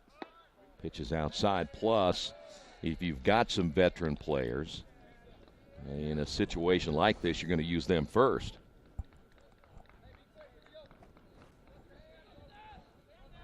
One ball and 1 strike, a run across because of the throwing error, and it's now a 5-3 contest as we play here in the top of the 8th inning, the stretch. Here's the pitch. Low and outside. You hear that wind a little bit. I don't think it's so much out in the outfield area, but you can really hear it around around the home plate area. Of course, this ballpark is built in an area where it's really wide open. There aren't a ton of trees near it. I mean, we've got some in the backside, but it doesn't really block the wind very much. The 2-1 pitch hit into right field. This could be trouble coming on, and that'll fall in as Shondell unable to come up with a catch there. And so now runners at first and third. Ooh. Well, that error looming big right at the moment, isn't it? Because now you go to the top of the order. We may see a change. Wiley's had a well of a ball game today. We will wait and see if there will be a point toward the bullpen. I think that it is right there. They wait to the very last second. We will have a change as the Quakers will head to the bullpen. 5-3 in the Wesley Bates Wealth Management scoreboard. Today's game is being brought to you by Tri-County Awards in Richmond. Customized awards and quality engraving services. When you come to Tri-County Awards, you'll get nothing but the best customer service. We take pride in our prompt service and easy availability. Celebrate success with a gorgeous medal, trophy, or plaque from Tri-County Awards. We've been crafting awards since 1972. Choose from a wide variety of designs and styles. We're a locally owned and family-operated business. Tri-County Awards, 1001 Southeast Street in Richmond. Mendenhall's True Value in Richmond is your local source for the things you need at home or your business every day. Everything from hardware, tools, carpet cleaner rentals, window and screen repair, lawn and garden supplies, as well as hunting and fishing licenses. It's all in one place at Mendenhall's True Value Hardware, right around the corner at 125 Southwest 5th Street in Richmond. Give them a call for more information at 962-4842. Finding just the right used car can be a daunting task unless you shop at Tony's Car Sales in Richmond. Hi, this is Troy Naragowski. I can guarantee you one thing. Tony's professional staff will help you every step of the way without all that pressure of buying a new car. Hey, I bought my last 2 cars from Tony's, and it has been a great experience every time. Tony's has lots of one-owner cars, SUVs, and trucks ready for you today. Tony's Car Sales, 250 National Road West in Richmond. Well, Quakers back to their bullpen. Dominique Michael, the right-hander, will now get a chance to throw. Dominique coming into this one, a 6'1", 155-pounder. They still have their, what I would consider their closer, Spencer Owen, in the bullpen, but with that error at the error on the shortstop, Pansora, we're hoping it didn't open up the floodgates right here. Well, he got the tying run at first base. Only 1 out in the inning, so. And the best player for Kalamazoo at the plate. Yeah, this guy right here can make some things happen. Again, a 366 hitter coming into this one. And now he will step up with a chance to tie this ball game. Wiley has a couple of base hits, including the first 2 at the beginning of this ball game. And, of course, he was hit by a pitch in the 6th inning. He will square to bunt. Runner takes off. That's indifference for the runner at second. So Price Stash will be at second base. And now Wiley ahead in the count at 1 ball, no strikes. Well, let's make things interesting here, right?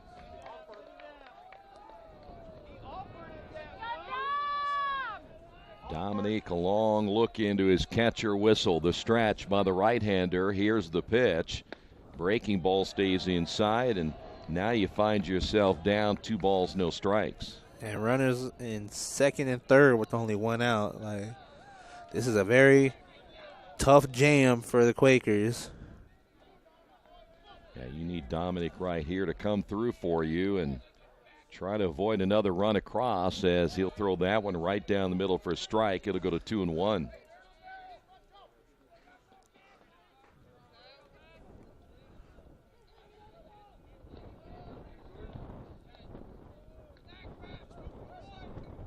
Two balls, 1 strike. Runner at third is Bean. Runner at second, Price Stash. The stretch by Dominique, the pitch. This one is hit in the infield. Second baseman Swearigan will make the catch, and that's a big out. Huge out right there. And you get the best hitter on the team to fly out for out number 2, and that'll bring up Leclerc. That was the easy out right there, and Wiley for out number 2. Leclerc now a left-handed hitter. But as you said earlier, he's not an easy out either. No, he is not. Double back in the first inning. Struck out, reached on an error in the 7th, but again, a lethal bat from the left side. Runners at second and third, and he'll take the first one high for a strike. A strike or a ball? Or was that a ball? Yeah, it was up. I'm sorry. Ball 1. They may be having Spencer Owen throw in the bullpen. They got multiple pitchers in the bullpen for Kalamazoo. Swing and a miss. I was looking to see that after tomorrow we won't be back here for 10 days.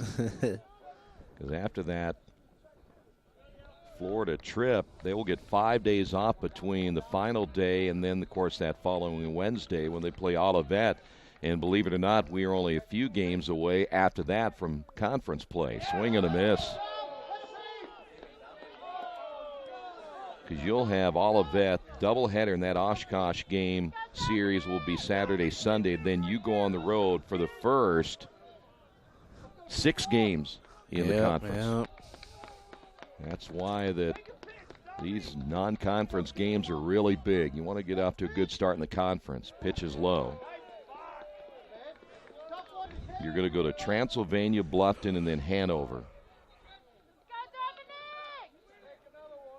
Of course, you'll mark down that Saturday, the 20th of April against Franklin. That'll be a great series. 2 balls and 2 strikes now to Leclerc. The stretch and the pitch. Got him reaching on the outside. Big strikeout for Dominic Michael. They will hold the Hornets to just 1 run in the inning. It could have been bigger. We will head to the bottom half of the 8th inning on the Wesley Bates Wealth Management scoreboard. Quakers lead this one 5-3.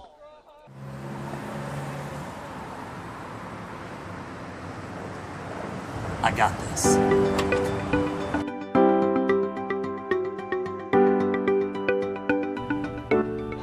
I got this.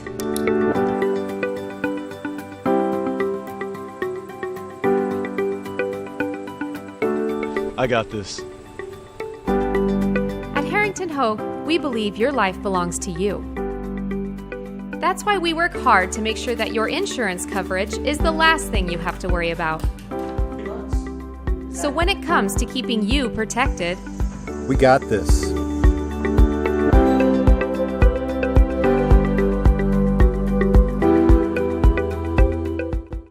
Are you looking for the right place to work out? A place where you have several choices and can have fun at the same time? Well, that place is right here in Richmond, Family Fitness Works. Family Fitness Works has spinning, Zumba, kickboxing, core works, kick fit, body pump, body flow, and much, much more. And don't forget, Family Fitness Works also has Richmond's most extensive free weights and Nautilus in the area. Check out their website at familyfitness.com or stop by at 213 North 3rd Street in Richmond.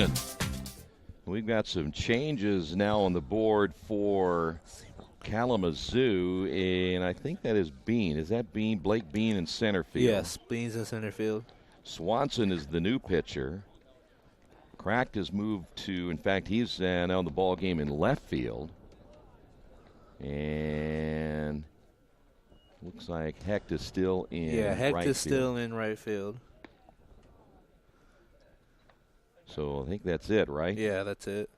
So the new pitcher, as we said, Garrett Swanson, 6 foot 225, a senior out of Chesterton, Indiana, will now take over on the mound as we will now move to the bottom half of the 8th inning. Shondell McCabe and then Swearingen scheduled to hit in the number 8 hole. So the Quaker is able to dodge a bullet in the last half inning. That one's fouled off. No balls and 1 strike. Robbie flew out back in the 2nd inning, hit by pitch in the 4th, and walked in the 5th inning. Swanson will come, set the pitch, grounded toward the shortstop, Wiley. He'll take it on the hop, strong throw, and there is 1 away. I like Wiley. He's a good player. I do, too. Does that go back to earlier, brand new pitcher and you hit the first pitch? Yep. You don't see what kind of pitches he likes to throw and where his spots are. Here's McCabe. Both teams going to their bench now here in the later stages of this one as McCabe will foul it off. McCabe 0 for 2 with a walk. That came back in the 3rd inning.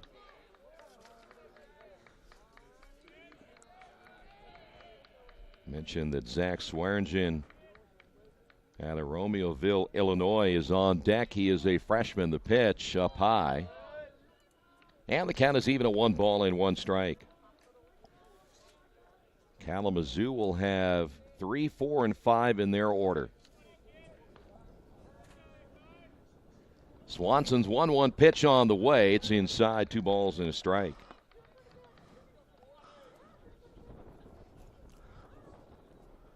You know, it's only 1:03. Is that hard to believe?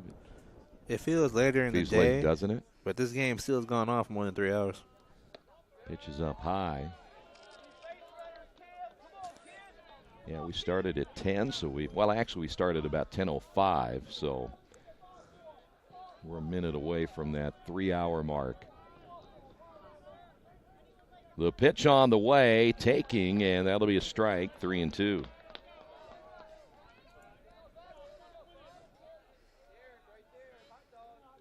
Well, the big thing for Earlham is finishing the top of the ninth without allowing runs, or this is a good opportunity and a good lesson on how to finish games. Yeah, no kidding. There's a strike out of McCabe. So 2 away. You know, I need to bring up something that I read that they're going to start doing in, I don't know if it's the college ranks or in the minors someplace, where umpires are going to be eliminated and they're going to use computers to call strikes. Balls and strikes. You see that? I did not. Yeah. You read that? Don't look at me that way, Brian. Hit foul. Well, you know, makes sense. You can computerize it. You could probably get your lasers down there and the ball would go. So lasers. $1 million. Do they make the calls of safe and out, too? I'm not sure how that'd work. That would be interesting. And maybe they've only got to the point as they'll check it first, nothing there. Maybe they're going to go to the point where it'll just be the home plate umpire.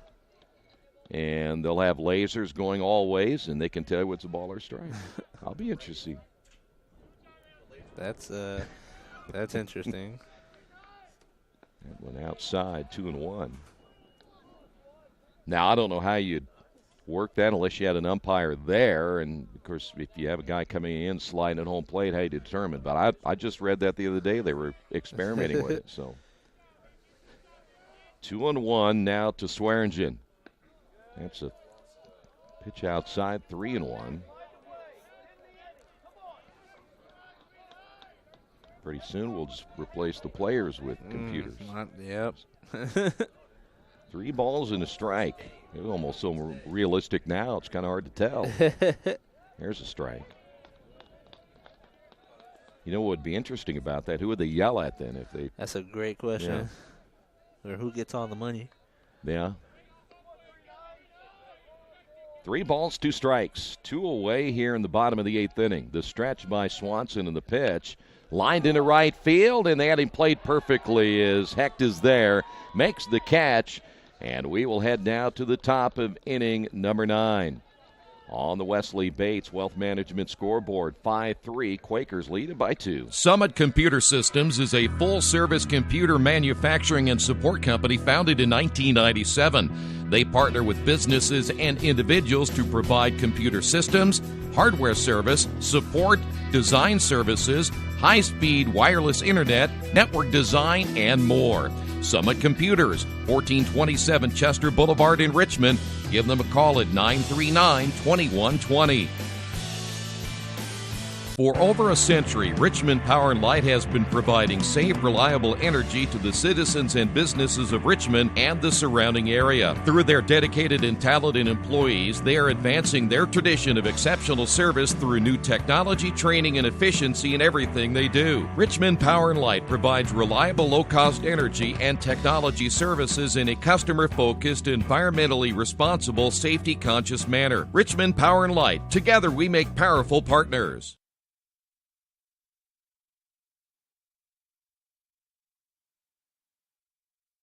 As an internet service provider, Parallax Systems offers reliable residential high-speed internet service and business service. With a fiber backbone reaching over 150 miles, we have created a multifaceted delivery system. Our dark fiber leasing has proved beneficial to public and private sectors alike. Parallax serves Wayne County and surrounding areas. Parallax Systems, when speed matters, a division of Richmond Power & Light. Spencer Owen will come in and look to close this one down here in the 9th inning. Spencer is the closer for the Quakers, and a couple of changes as McFadden will take over now for the Quakers in left field. Alec Bryan will take over in right field. And again, Spencer Owen will be the pitcher who will qualify for a save right here if he can get out of here and pick up the save and move on to tomorrow. Well, I thought Dominic Michael came in and did a really good job of getting the Quakers out that late inning jam that Kalamazoo put them in, and it's nice to get those kind of contributions from your pitching. Yeah, middle relief has done a good job. Go back to Jordan Christian, who will potentially get the win here today, and then you mentioned again Dominic Michael doing his job as well.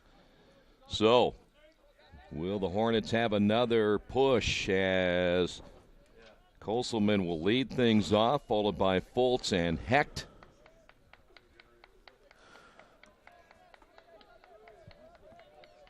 And then again, 2 games tomorrow. So Spencer Owen. Spencer has proven himself time and time again as the junior out of Bargersville, Indiana. His first pitch out of the strike zone, 1 ball, no strikes. Now Earlham will walk away from here if they do win, just 4 hits, but still managing to pick up a win with just 4 hits would be big, as that one is fouled away. You know, it was kind of weird about this one was you struggled against Wittenberg. You came back, got the bats going against Wilmington, and this one they just didn't seem to. I mean, they got some key hits, but just didn't generate much. Yeah, they got 1 key hit, which drove in 3 runs. That one hit into center field. That'll fall in for a base hit. So, man on here in the 9th inning. And Kalamazoo is letting Earlham know they're not going down easy. That is hit number 9. Here's Alex Fultz. Fultz 0 for 2 with a couple of walks. By the way, all the final tabulations, once they're done, you can check out the box score on GoEarlham.com. All the Earlham sports news located there as well. The stretch by Owen. And the pitch. Swing and a miss.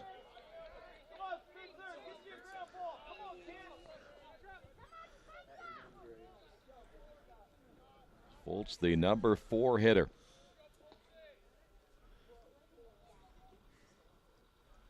No one throwing in the Earlham bullpen at the moment with Owen, the closer, in there, and he brings that one in for a strike. 0-2. There is a right-hander lightly throwing in the bullpen for Kalamazoo. No balls, 2 strikes as Spencer looks into whistle, now comes set. By the way, Koselman, I doubt going anywhere down at first base. You want to take the chance of losing a base runner. Especially with the time one at the plate. Spencer comes set. And the pitch. Low and outside, check swing by Fultz. And it's now 1-2. I stand corrected. The hits are now 10 for Kalamazoo.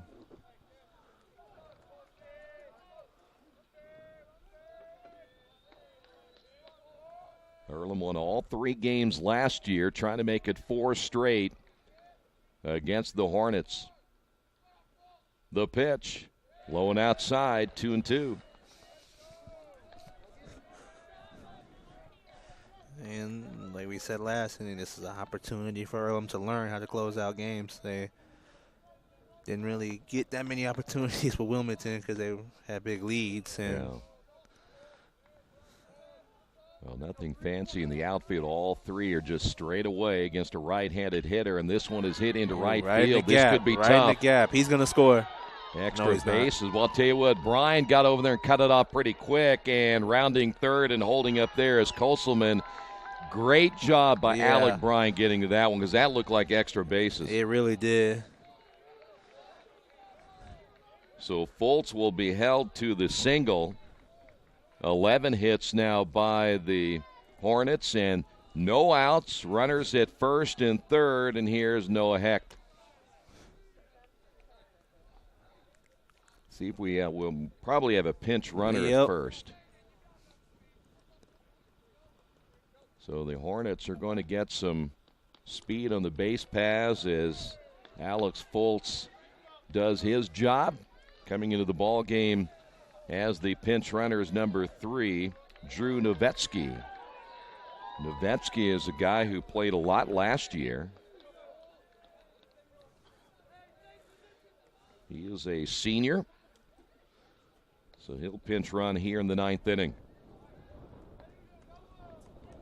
Hecht on the afternoon, 0 for 3, did walk back in the first.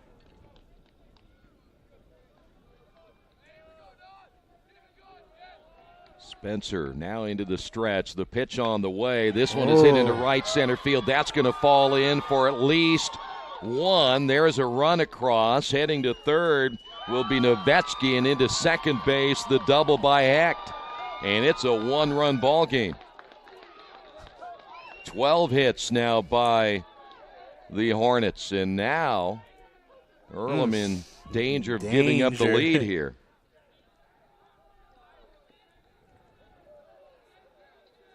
Kalamazoo really hitting the spots in the gaps in right center the last couple of at-bats, and still no outs in the inning. Kalamazoo really threatening to not only tie the game but take the lead.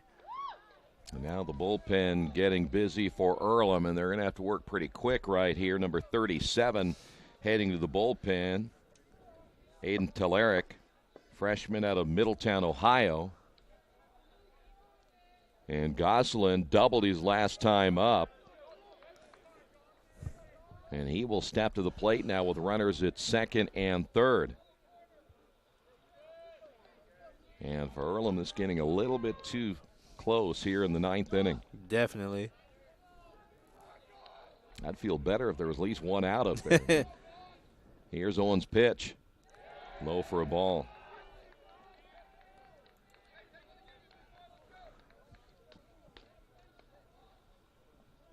Well, you look at the way this game has gone, that you shouldn't be too surprised that Kalamazoo wouldn't make another strong run.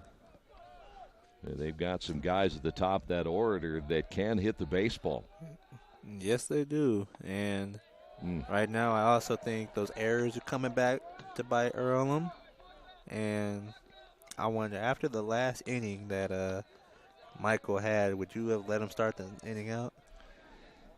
You know, I don't know. It's always a tough decision to make. You certainly have a good track record here with Spencer Owen, been a closer, throws hard. That pitch caught the inside corner, a guy that has been your closer for the last couple of years, so you have confidence in the young man. Of course.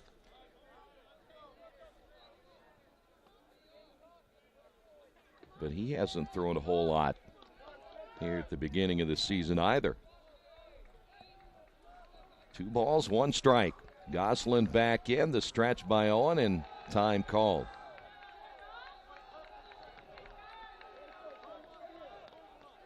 See, the good news for you and I is we don't have to make those decisions. Nope. Nobody's going to come we back just get to talk about it. Yeah, nobody's going to come back and blame us one way or the other. Nowitzki at third, Hecht at second. The pitch. Boy, there's a big cut and a miss. 2 balls and 2 strikes. This would be a big strikeout for Spencer Owen if he can get this batter right here. Yeah, and certainly rather face the number 7 hitter, Blake Bean, coming up next.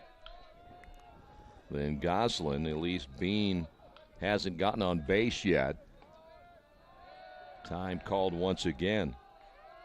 I say get on base from a hitting standpoint. He's been on base twice, fielder's choice, and reached on an error, but he hasn't picked up a base hit. 12 hits by Kalamazoo. They're out hitting the Quakers by 8. Pitch is low. Well, again, you walk him here. Nothing really hurt. But you load the bases now for Blake Bean. The good news is you get a ground ball, get a double play, game's over. Mm-hmm. Well, not quite. If you get it out. This is wishful thinking. They question everything we say up here. Oh, it's brutal.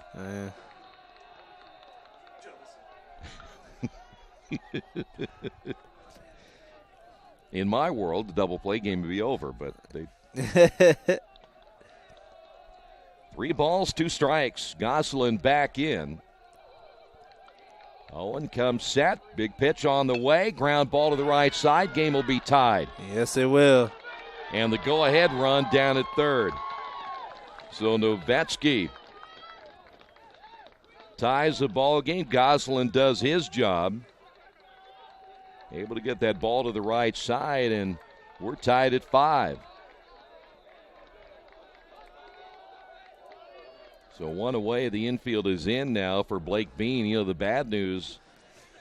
There's only 1 out. Only 1 out, and Jordan Christian now won't get the win. Now the pitcher of record is this young man right here, and Spencer Owen. The pitch on the way. Breaking ball falls in there for a strike.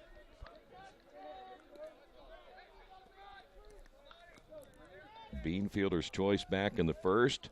Caught looking in the fourth. Grounded out in the fifth. Reached on an air in the eighth.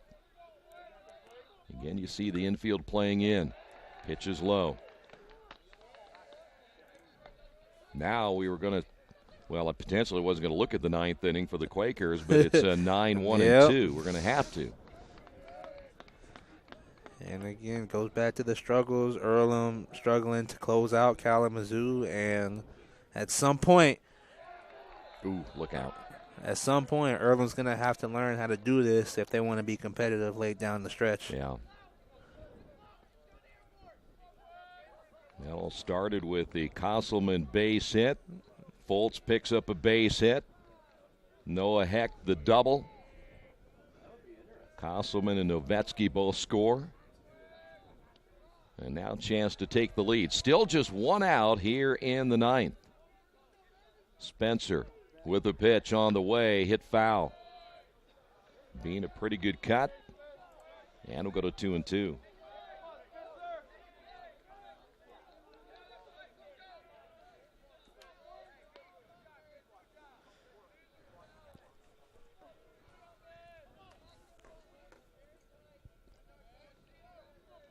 Long look this time by Spencer. The pitch. 3-2. I say walk him and let's go and get a double play. Monty Kareem is on deck. He has a couple of hits to his credit today. 5-5 here in the top of the 9th inning. Time called.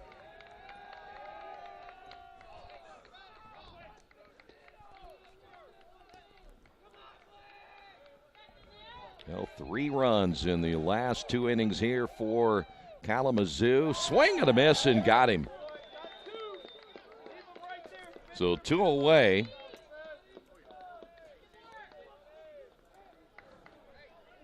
And that'll bring up Kareem.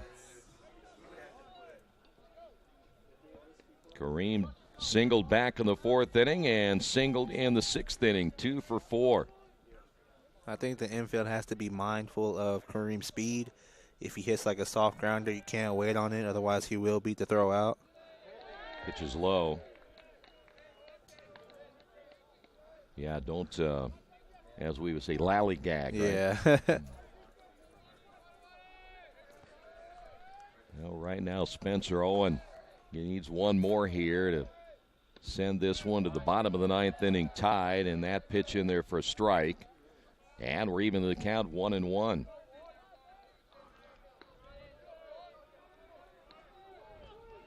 Four of their runs have come from the 5th inning on, and we just got done talking about middle relief, but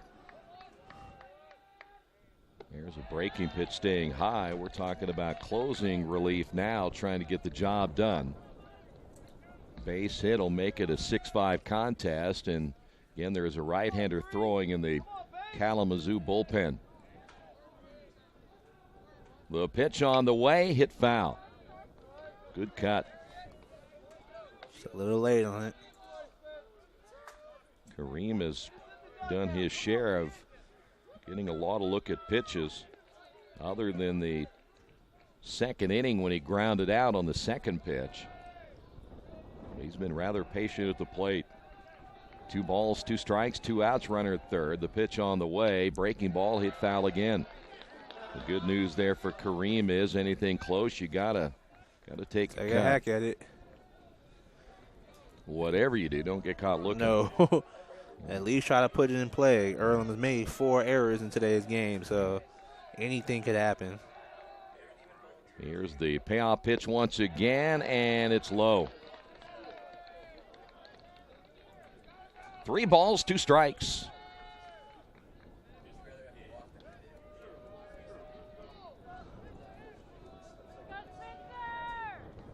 Well, the one thing that this game goes too late, we know rain's a coming at some point. This one hit down the right field line, but foul. Kareem doing a very good job of protecting the plate, though.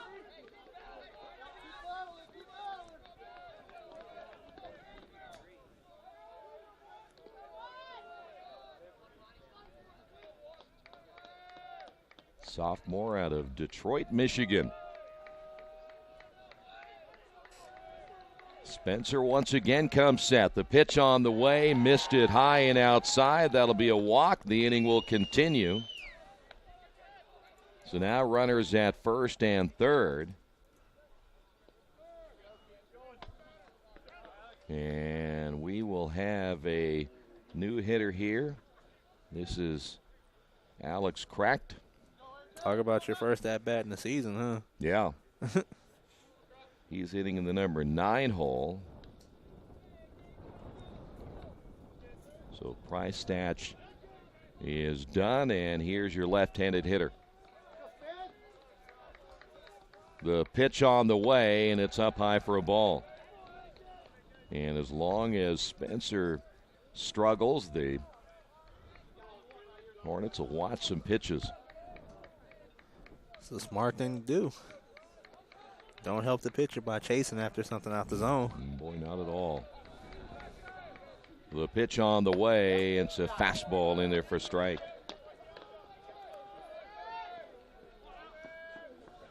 Hecht is at third. Kareem at first. You want to send him? Maybe. I doubt they'll try to throw it. I wouldn't think they would either. There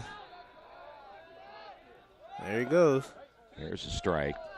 Of course, that is not a stolen base since there was no throw. So now runners at second and third. 1 ball, 2 strikes. 2 outs in the inning.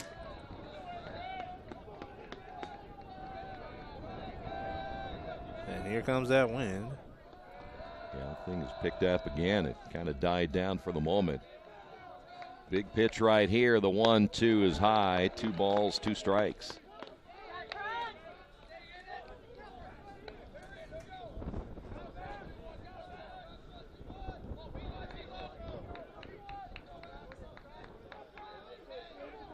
Now right there, right at this point, just need a base hit if you're the Hornets.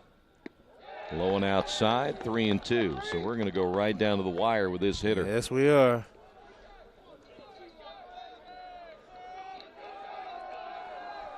Alex Cracked is a junior out of Grosse Pointe Shores, Michigan. And a big chance right here. The stretch and the pitch on the way. Lost him. Back-to-back walks. Bases loaded. And guess who?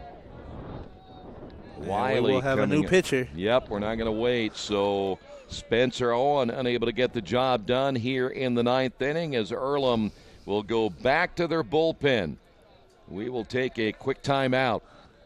Earlham, Kalamazoo tied at 5. Best One Tire and Service has been committed to our partners since 1948. With more than 250 locations in 26 states, Best One puts over 1 million tires on the road every year. Superior tires, expert service, competitive prices. Best One Tire and Service, where the best costs less.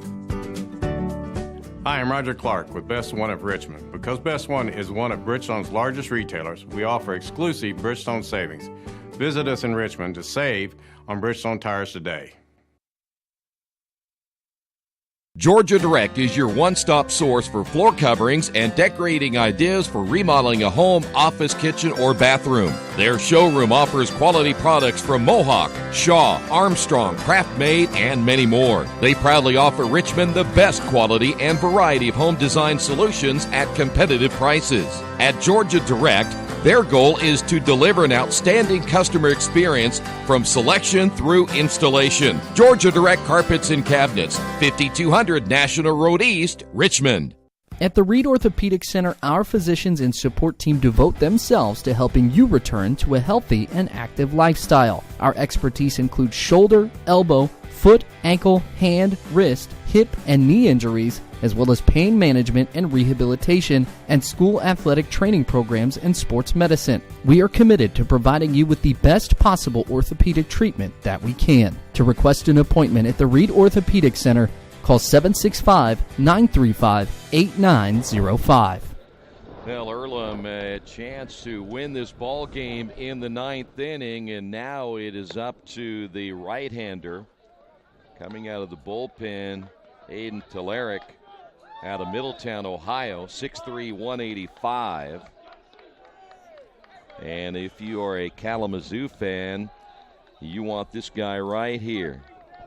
366 hitter a year ago. Bases are loaded. 2 runs are in, 2 away, but Jordan Wiley, leadoff hitter, couple of base hits.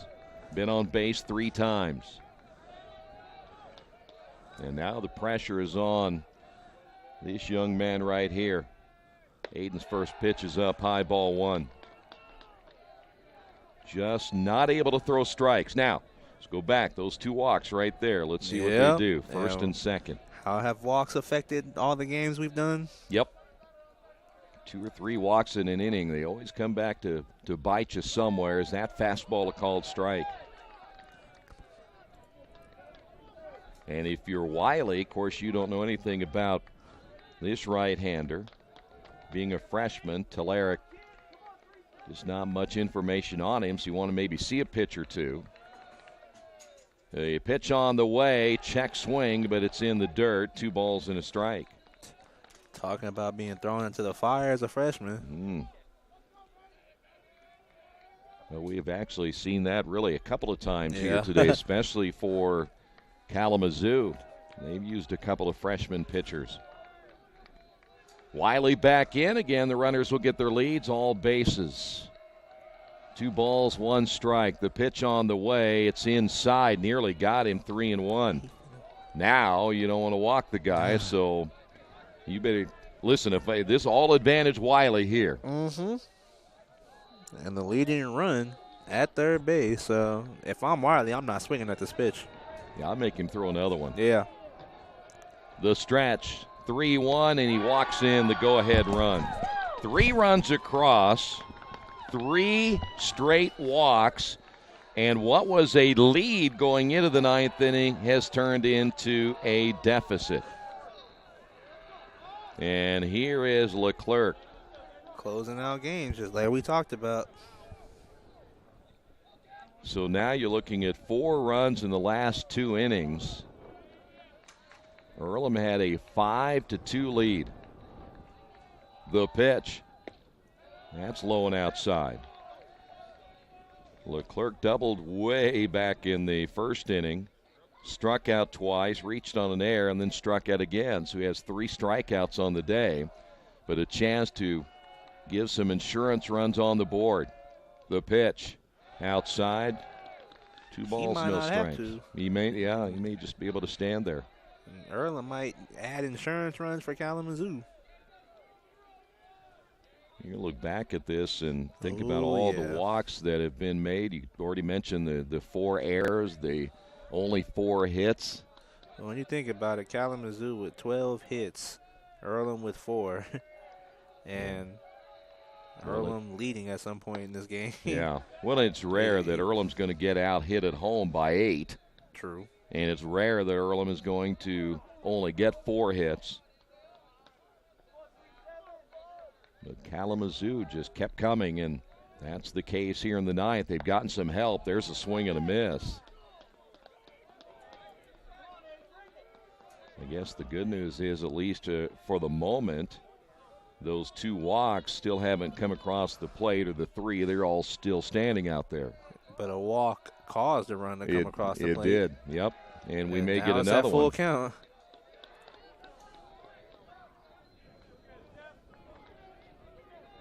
Aiden's going to have to come with something really good right here, and Leclerc knows it. The stretch and the pitch. Walked in another. 4 straight walks. And now 7-5.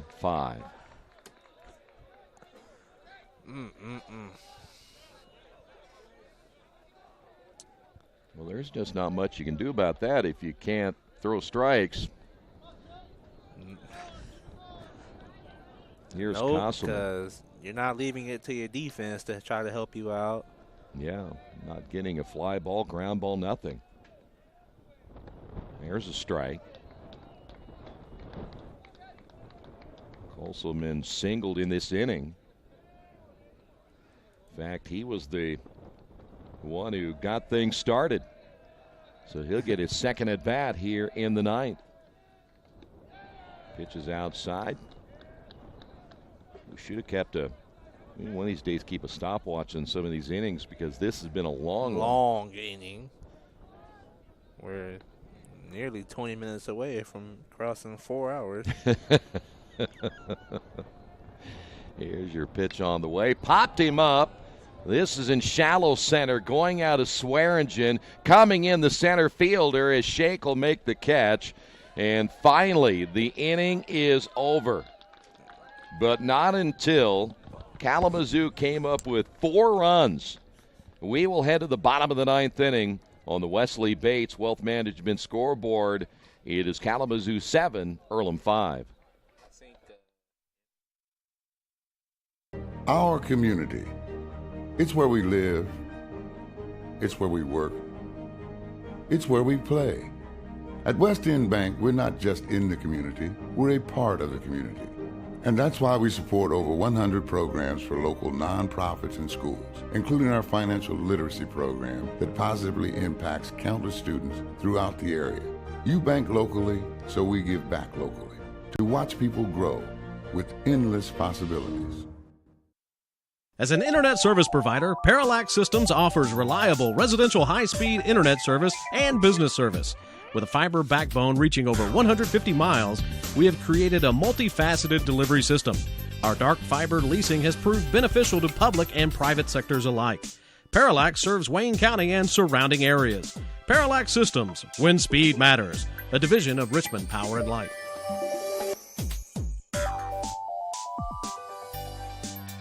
New Vision Sports is a training program that focuses on the training and improvement of the serious-minded athlete, including all ages and skill levels. From creating customized workout plans to providing ongoing motivation and support, New Vision strives to help you achieve your training goals.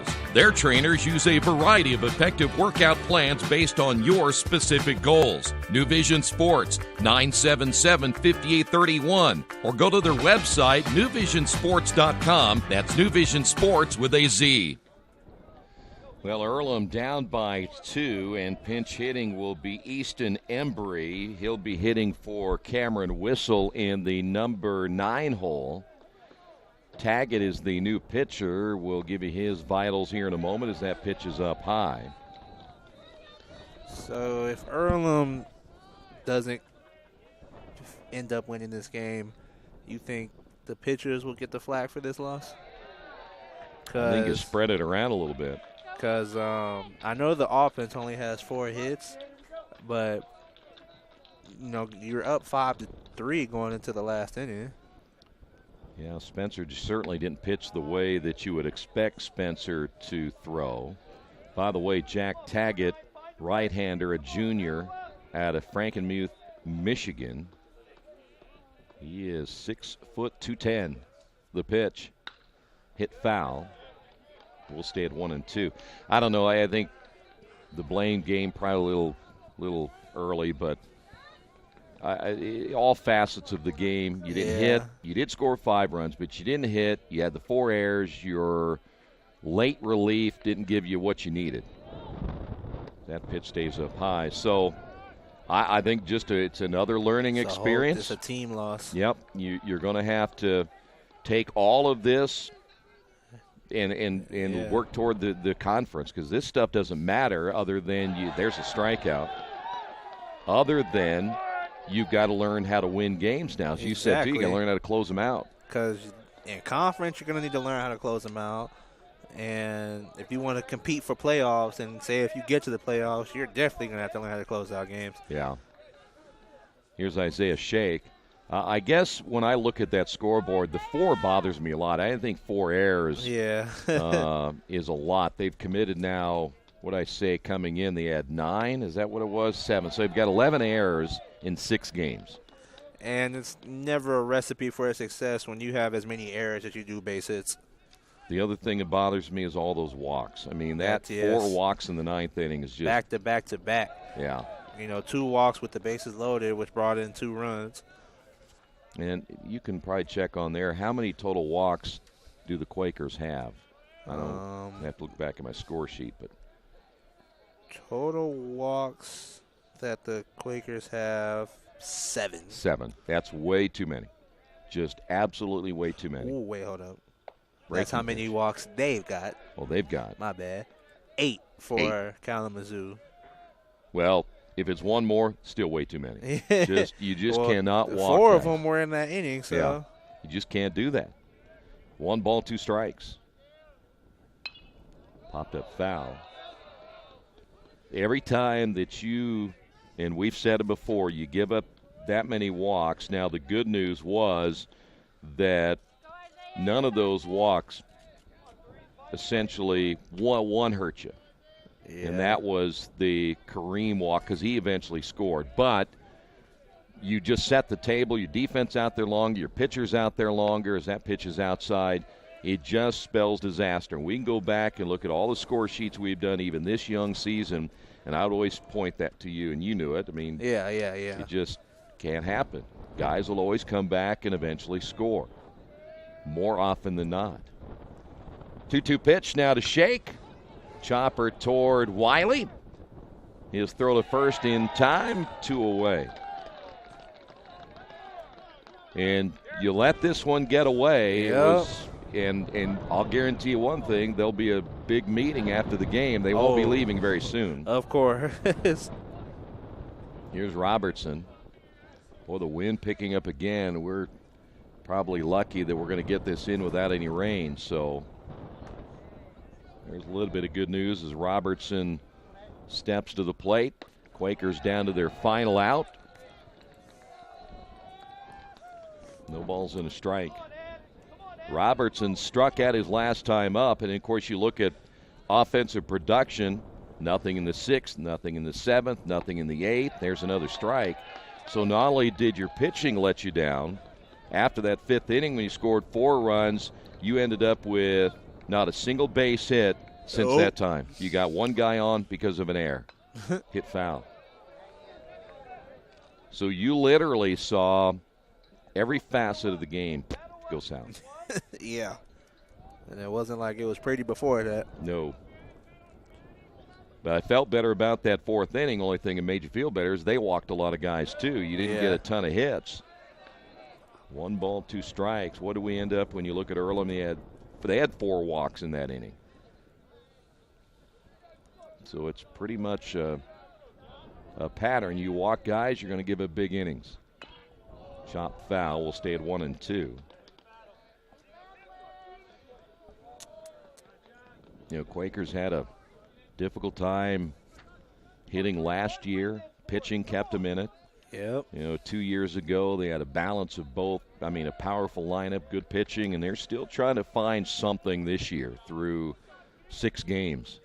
I'm not sure they have a real identity yet. No, I don't think they have one either. And if they do, I haven't seen it yet. Well, it's not the hitting. They've stolen some bases, not so much today, just haven't been on base enough. Your starting pitching's been pitches outside. It's nothing that you would, certainly even after today, the way Walter threw. Yeah. Your bullpen was okay in the middle, but bad in the end. And if you think about it, Kalamazoo should honestly have more than 7 runs. You know, they've left 14 runners on base. Yeah, that's crazy. Well, the Quakers get a man on. Robertson down at first base. Danny Dopp, 1 for 4, had that huge double that scored 3 runs in the 5th inning. Well, here is where your veteran guys make a difference, and Danny Dopp is a veteran. He does have 3 RBIs in this game. Here's a breaking ball, and he's down 0-1. That's right now Taggart's best pitch. He's thrown that with more consistency, though it has been a very small scale to work with. The 0-1 pitch, he comes back again. Snap throw to first, not in time. 1 ball and 1 strike.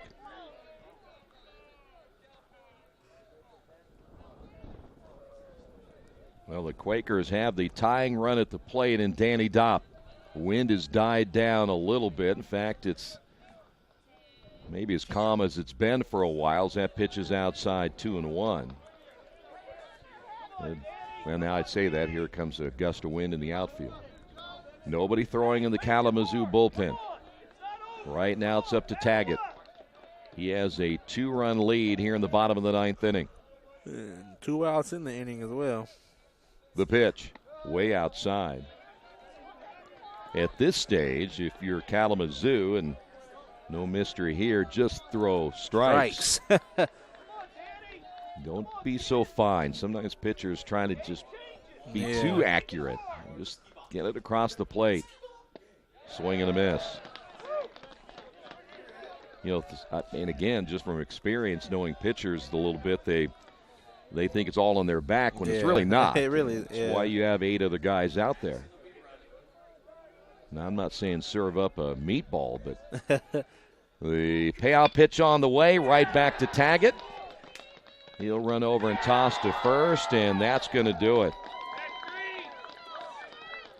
Well, Kalamazoo just kept coming, and the Quakers made tons of mistakes late in this one, and Earlham ends up losing it by a final of 7-5. So Kalamazoo now 1-0 on the year. The Quakers fall to 3-3, and before we wrap it up, we've kind of talked about every facet of the game there in the 9th inning, but now Earlham's got to rebound tomorrow and come back early.